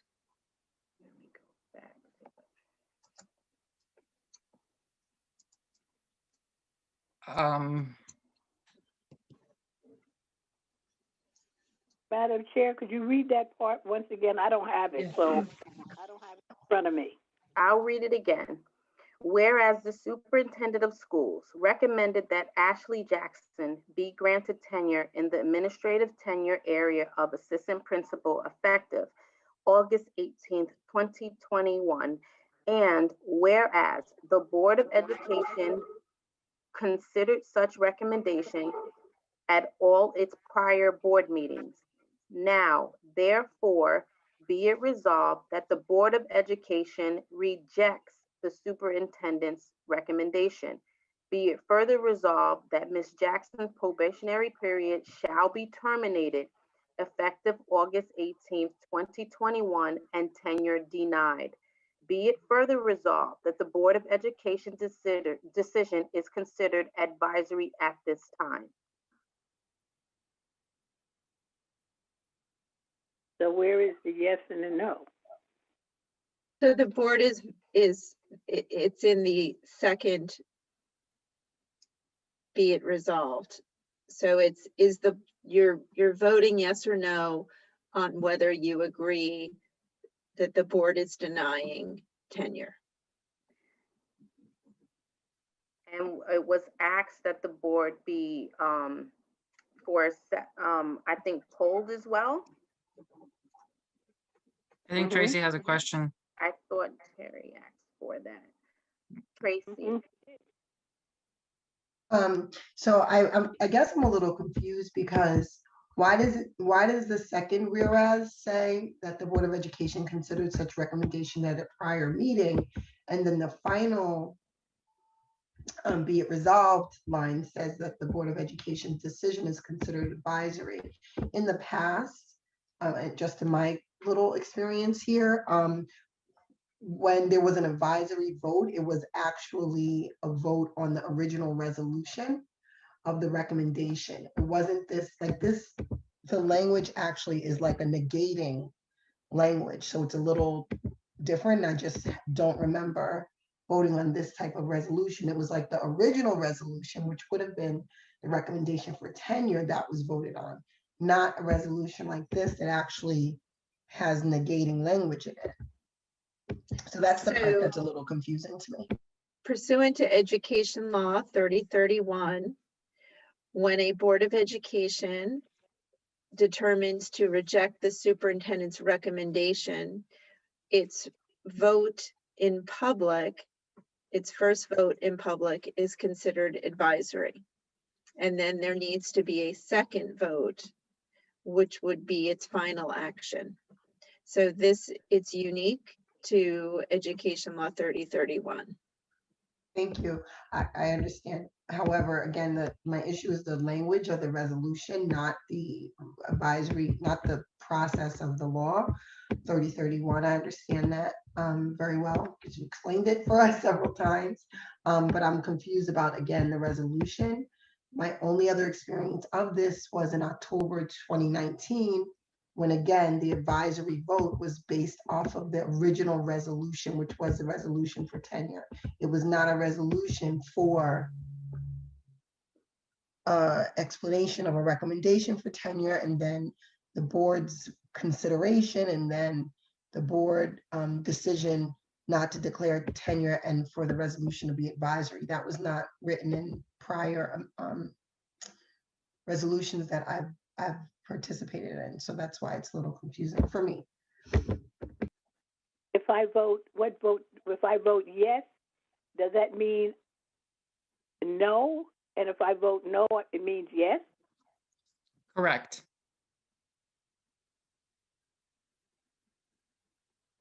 I think that if everybody just, I mean, maybe I'm missing it. I think that the resolution itself is saying, I've just read it like 2 times already. I mean, if you're reading the language, you're hearing that the board considered it at prior board meetings. You're reading that that the board is rejecting the superintendent's recommendation. The board is saying that the probationary period will terminate. See, if you were saying all in favor, you know, then I would say no. No, so you're voting yes to reject, in which case there is no tenure, or you're voting no not to reject the superintendent's recommendation, in which case there is tenure. Is the confusion, Carol, because the resolution's not actually made by the superintendent in this case? Is that the confusion here? I see Dr. Reynolds Yes. nodding. That's good. Okay. Superintendent, to be clear, the superintendent recommended tenure, and the board considered that recommendation and does not agree with that recommendation. The board rejected that recommendation. So you need to vote. Your vote is whether you agree to reject the superintendent's recommendation. I understand, but I think to reject the superintendent's recommendation, you're voting yes, because you agree to reject the superintendent's recommendation. Right, but I think what confused me, it sounds like, and Miss Carrie can't even see it. So I can read it, so I kind of get what's happening. But I think what's confusing, so I'm hoping that people can actually open the document in real time and see the updated agenda. What's confusing is that normally the resolutions are from the administration with what I'm going to call is a positive recommendation, as opposed to this is like a negative. So it's flipped. It's a little different. So correct. Okay, thank you. So I have an additional question. So in order for the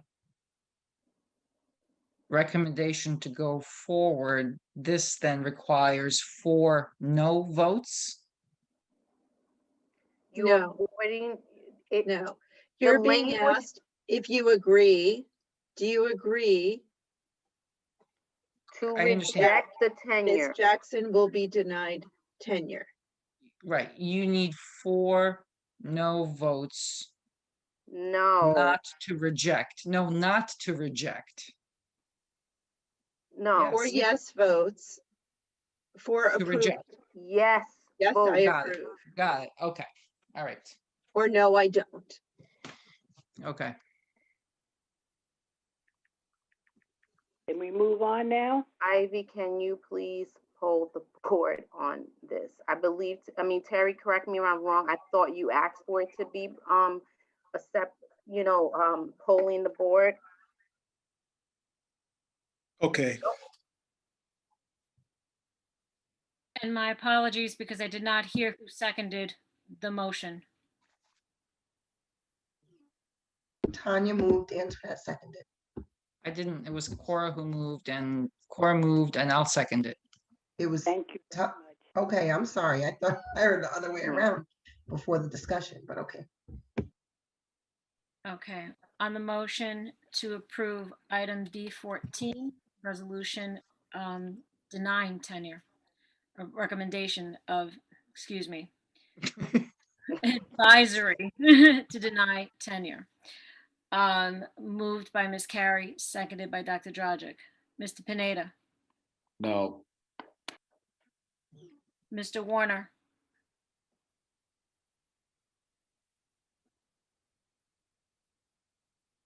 David, Ms. you're Mr. Warner. He's No. muted. No. How many times do I have to say no? No, we hear you, David. We hear you. Dr. Dragic, Yes. Ms. Mayers, Yes. Mr. Williams, No. Ms. Carey, Yes. Ms. Darden Cintron. Yes. Motion is carried. Okay, now we're going to section C, non-instructional personnel items. Is there a motion to approve the non-instructional personnel items presented to the board for approval this evening with the exception of item D2, which shall be voted upon separately? So moved. Second. Okay. All those in favor? Aye. Aye. Aye. Any opposed? Any abstentions? The motion carries. Okay, is there a motion to approve the non-instructional personnel item D2 presented to the board for approval this evening? So moved. So moved. Second. All those, I'm sorry, all those in favor? Aye. Aye. Aye. Aye. Any opposed? Any abstentions? I abstain. Okay, I'm gonna abstain as well. I'm sorry, hold on a second.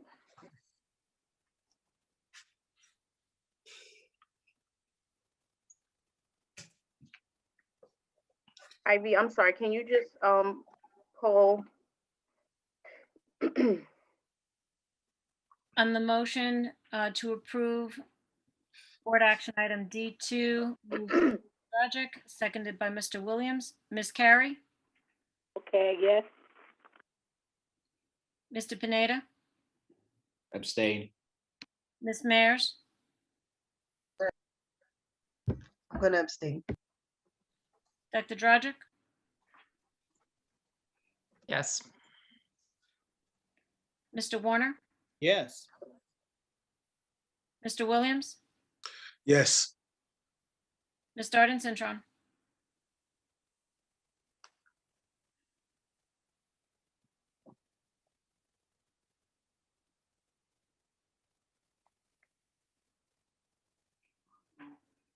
Is she frozen again? She is not.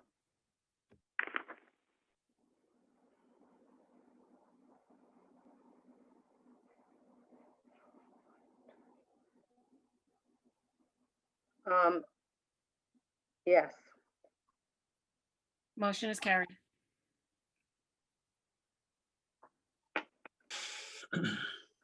Okay, let's go down the list. And I apologize, I just have to clarify, that was, I said board action item D2, it's non-instructional personnel item D2.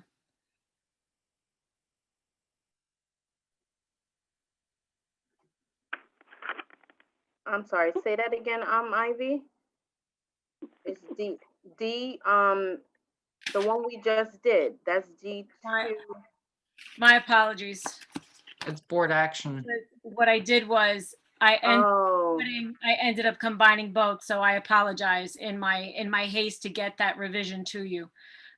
So you did move on board action item D2, it was not a non-instructional personnel item. Okay, so should we do it over again? Well, I just have to note that the motion was for board action item D2. Okay, So under your board action item, when you go to make that motion, it's with the exception of item D2. okay, I see what you're saying. All right.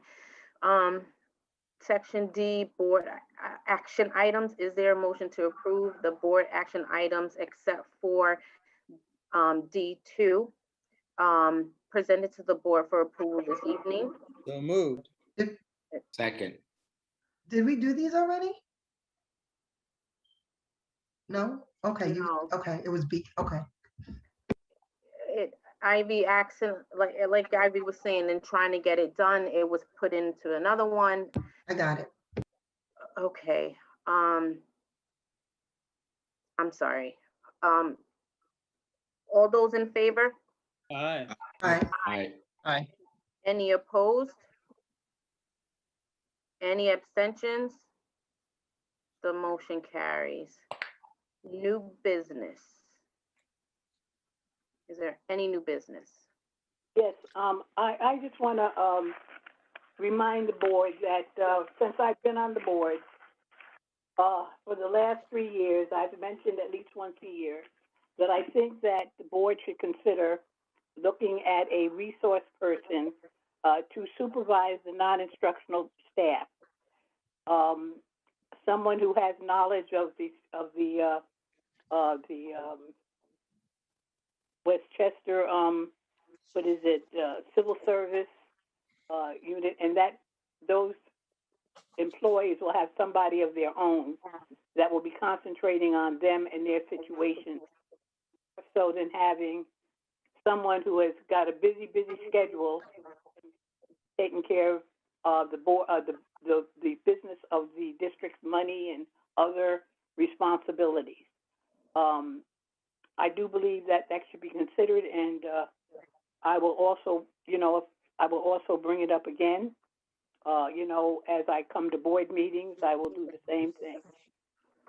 Because when we had that years ago, it worked so much different, and I think it would be an asset to our employees who work so hard, to help us maintain learning experience for our children, to have someone that is specifically theirs and not, having to do other duties and stuff, as they're trying to supervise that's a large staff. And it really needs someone who can concentrate on them and their needs and what needs to be done. So, thank you. Ms. Carey, you're talking about a human resources person, right? Yes, a human resources person. Okay, thank you, Ms. Carey.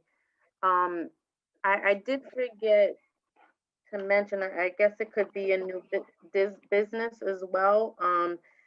Tara, I'm not sure if you're bringing this up as well. The student member of the school board,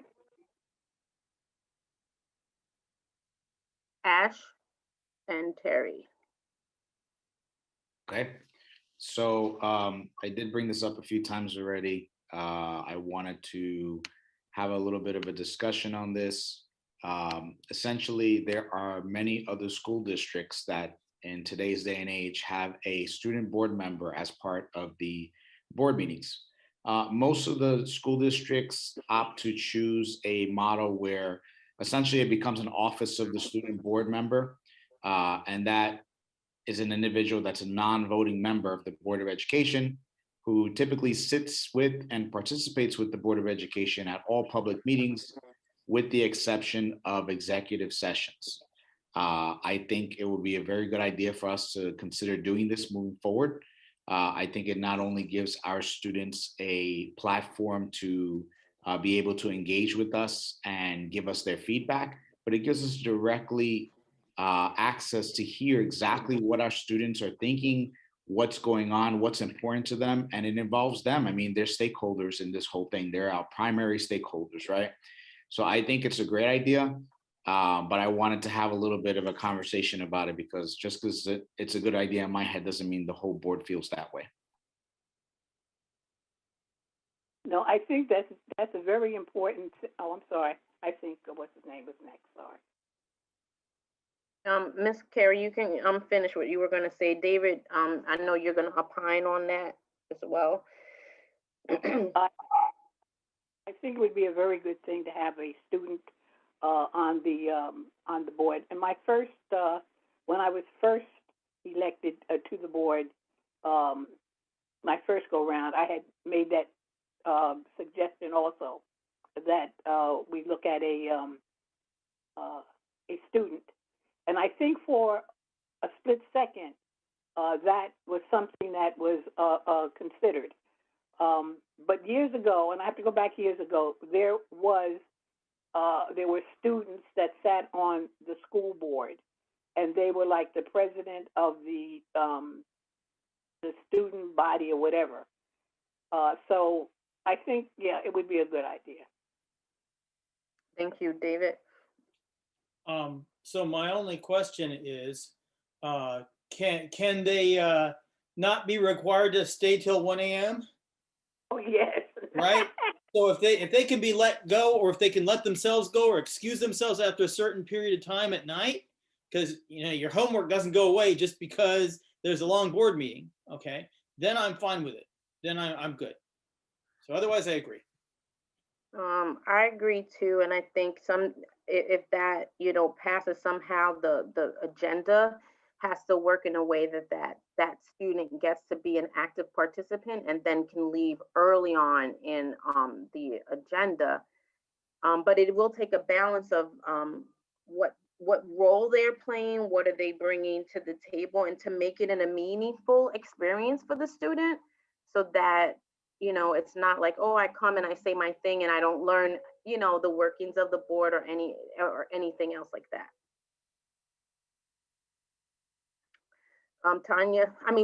Terry, I think I'm not calling you because I thought, Terry, you might have a separate issue than this, unless your hand is up for this too, and I apologize if I skipped. I have a separate issue. Okay, thank you. But Tanya, I'll quickly. Okay, go ahead, Terry. Unless Tanya has something on this particular issue. Yes. Tanya, you do? Okay. Right. I just wanted to ask whether maybe Dr. Reynolds knows whether there are students who have actually expressed an interest in partaking in board meetings. Thank you very much, Dr. Dragic. No, that has not been brought to my attention. Okay, so if we were to do this, we would have to advertise? I mean, how would this work? In my experience in other districts, there's been the student body president or the student council president who's played a pivotal role in reporting to the board at each board meeting, representing the ideas of the teacher, of the other students. It could be either the student council president or the person's representative, but it's usually in a reporting manner, and then an open questioning of the board, by the board of that representative. Got it. All right, thank you. Thank you, Dr. Reynolds. Terry, I think you also had something on this. I didn't. I had a separate issue, but just quickly on this one, somebody said about releasing them early in the meeting. Man, that's part of the best education, and to have them, sticking around and learning something. That's real life there. But I digress.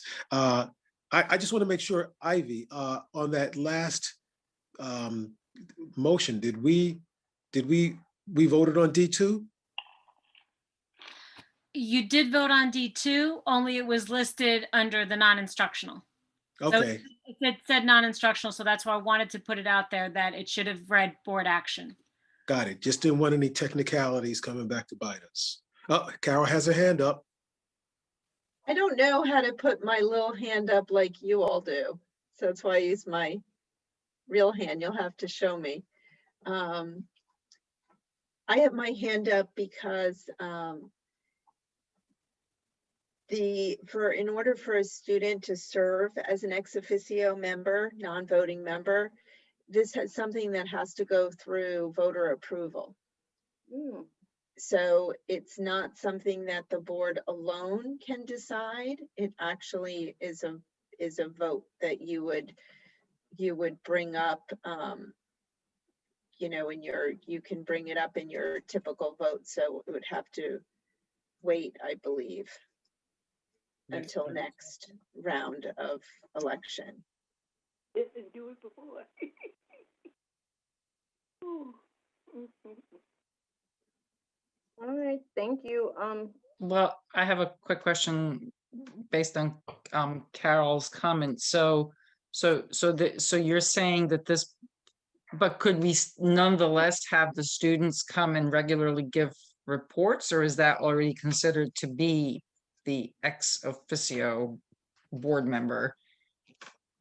Well, anyone can sit in the audience and and observe your meetings and speak as an invited guest.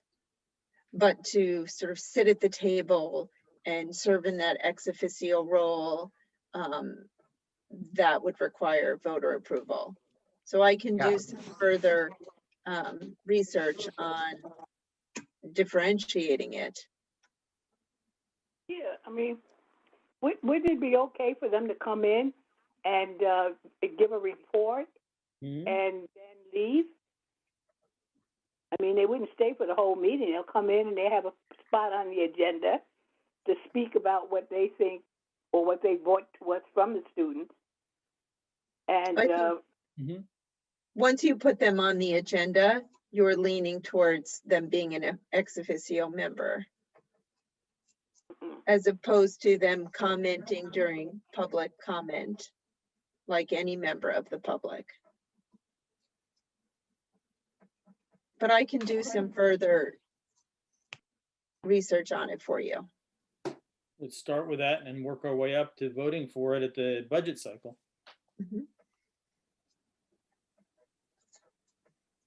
Ashley? Thank you. Okay, so that sounds like a plan. Thank you everyone for the support behind the idea. Sounds like we're on the right path. Kara, I presume you'll let us know in our next meeting what you find and how we can move forward with this. Yeah. Thank you. The next thing I wanted to bring up, it's not really new business. We've talked about it a few times already. The new board member handbook, we have had it now reviewed by the attorneys. There was 2 comments in there, 2 corrections that were made. My goal here was, the goal of the governance and policy committee was to try to move this forward so that our incoming new board members would have some kind of compass to guide them when they first start off. I wish we could have had this conversation at an earlier meeting, but things happen. That said, I thought we were all in agreement during our last meeting that as long as legal was good with everything, we would move this forward. There were 2 corrections that were made on the legal side, and I will just quickly explain what they were. On page 7 under section G, what are some common procedural pitfalls I should avoid? We had some clarification on the language there. So the bullet item now reads, attempting to directly solve community or employee complaints instead of directing such complaints to appropriate administration/staff. So thank you for correcting that. And then there was another one, I believe it was page 12, and let me find that real quickly. That one was on the board president/vice president. And there was a clarification on the final bullet point there, saying that part of the role is to communicate with the district's legal counsel on district legal matters. So that's now been added to the document. So I'm good with that. The only question that we have pending, and I think we touched on this briefly, but we never decided one way or another, and our district clerk was being the eagle-eye person she is and caught it and raised it with me. Under section C, there was a reference to, and I'll read it. It says, what characteristics are important for a board member? And at the beginning there, it says, yearly at our annual organization meeting, every board member will sign the board code of ethics as outlined below. And then it goes into what those ethics are. And there was a footnote there that said, do we want to consider adding that, basically the signature of the board code of ethics each year as a requirement in policy 1110E. And I don't think we actually ever expanded on that. I think we kind of just glossed over it and we never had a real conversation on it. So I wanted to make sure I highlight that so that everyone's aware that's in there and see if there's any opposition to adopting that. Actually, you're just asking for each year board members would sign it and that it would be placed in the book, or on file somewhere. Correct. Oh, yeah. And it's just a reminder, the purpose behind it is just to remind us, and it's good to have an annual reminder as to what the framework is for us on how we handle the business of the district. But the reason I wanted to call it out is because I think in our previous conversations, we talked about everything else. And I think we kind of glossed over that one piece. So I want to make sure it's crystal clear if everyone's in agreement with that. Does that carry any kind of legal ramification to sign that? I'm not an attorney, but I don't think so, but I will defer to our attorney.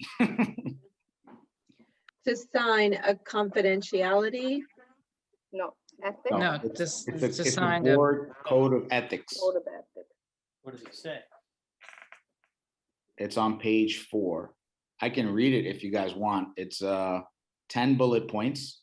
And it starts off with a heading saying, as a member of my Board of Education, I will strive to improve public education, and to that end I will. And then it starts with 1 through 10.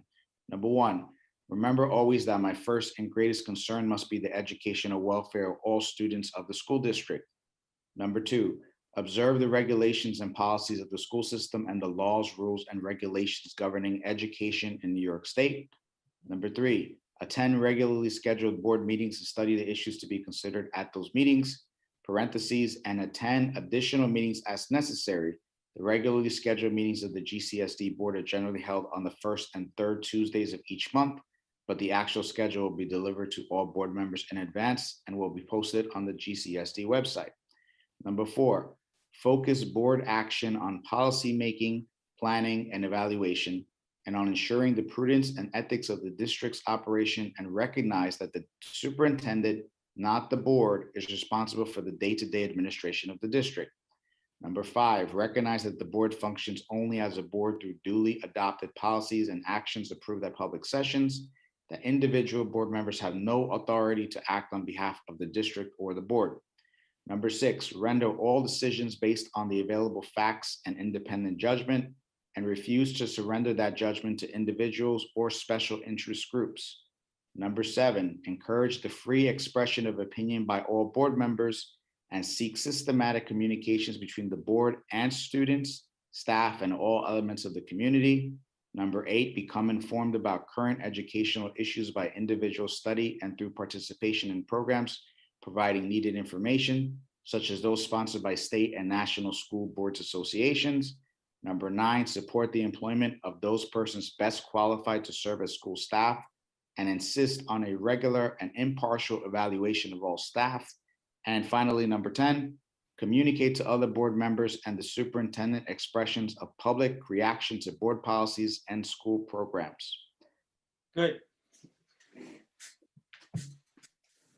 And your question, Ashley, is whether the board can be required to sign it? No, that wasn't my question. My question was asking the board if they're willing to support that. Tanya's question was, will a board member signing this have any legal implications? So the board is not required to sign it. Sometimes when there isn't a requirement, we use the words, I have received a copy of the foregoing. I've read and received it. I acknowledge reading it, something of that nature. There's no requirement that this would be signed.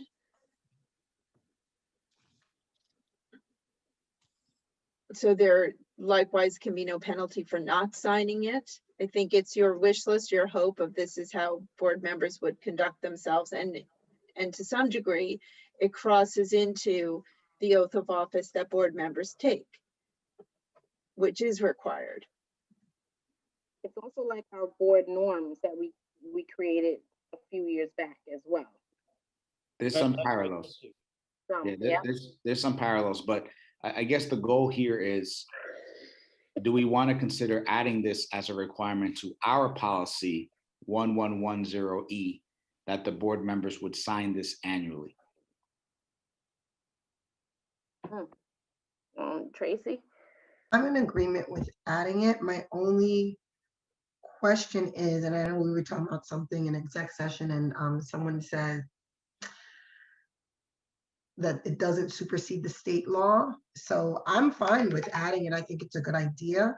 I do wonder though, if, so there's no penalty, as Carol said, and if someone doesn't sign it, then what happens? Like, it doesn't mean anything, I guess. Like, how do we enforce it? There's no way to. Well, your oath is that you're going to honor your policies, et cetera, like that. So if it's a policy, then it's enforceable because it's a policy.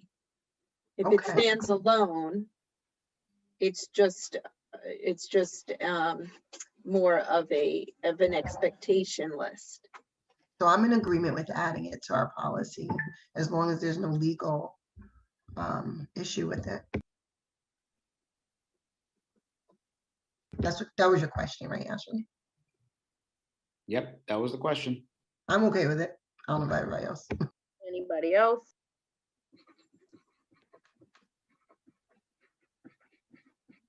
Anyone else? Tanya? I'm fine with that. David? Yep. Carrie? I have no opinion. Okay, yes to me, I think. All right, so that's for our policy. Now, just be aware that you have a policy on creating policies. And you have certain readings, et cetera, that you have to follow. So I think this discussion is just whether you want to go down that path. Yeah. Yes. Put it in the queue. Yep. Okay. So that will have to go through the process. Well, I guess we did our portion, I guess, in advance, but yeah, so you guys will continue to move forward with that. Ashley, are we approving the handbook in general today? Yes, please. All right, can I get a motion to approve the new board handbook? So moved. Second. All those in favor? Aye. Aye. Any opposed? Any abstentions? The motion carries. Thank you, team, for working on that.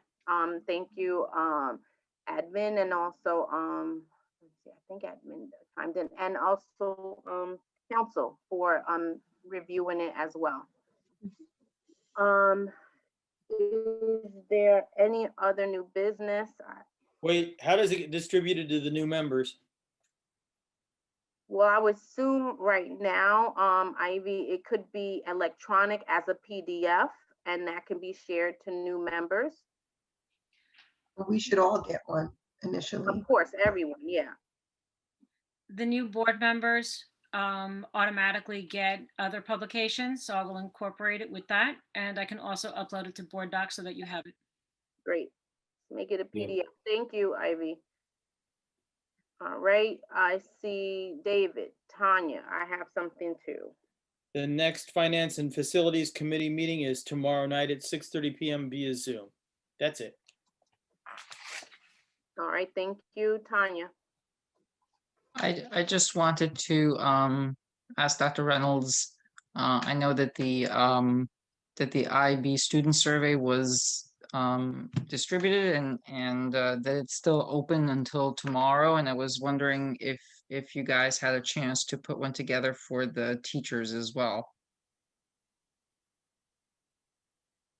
Yes, Dr. Dragic, we did put that together. I believe that Mr. Gallivan shared that with you via email. I could be mistaken, but one has been put together for teachers, and we will be distributing that later this week. If he hasn't, I will check with him tomorrow to release Okay. those questions to you. I could have missed it. I didn't see it come by, but so that, It could be my mistake.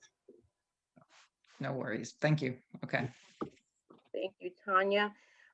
This is the one thing I have. This is a little bit of old/new business civics. Plus, I know last week Ivy, Laser, and I got a preview of it. They were hoping to be finished, I believe, the Civics Plus people last Friday, but they're still working on it.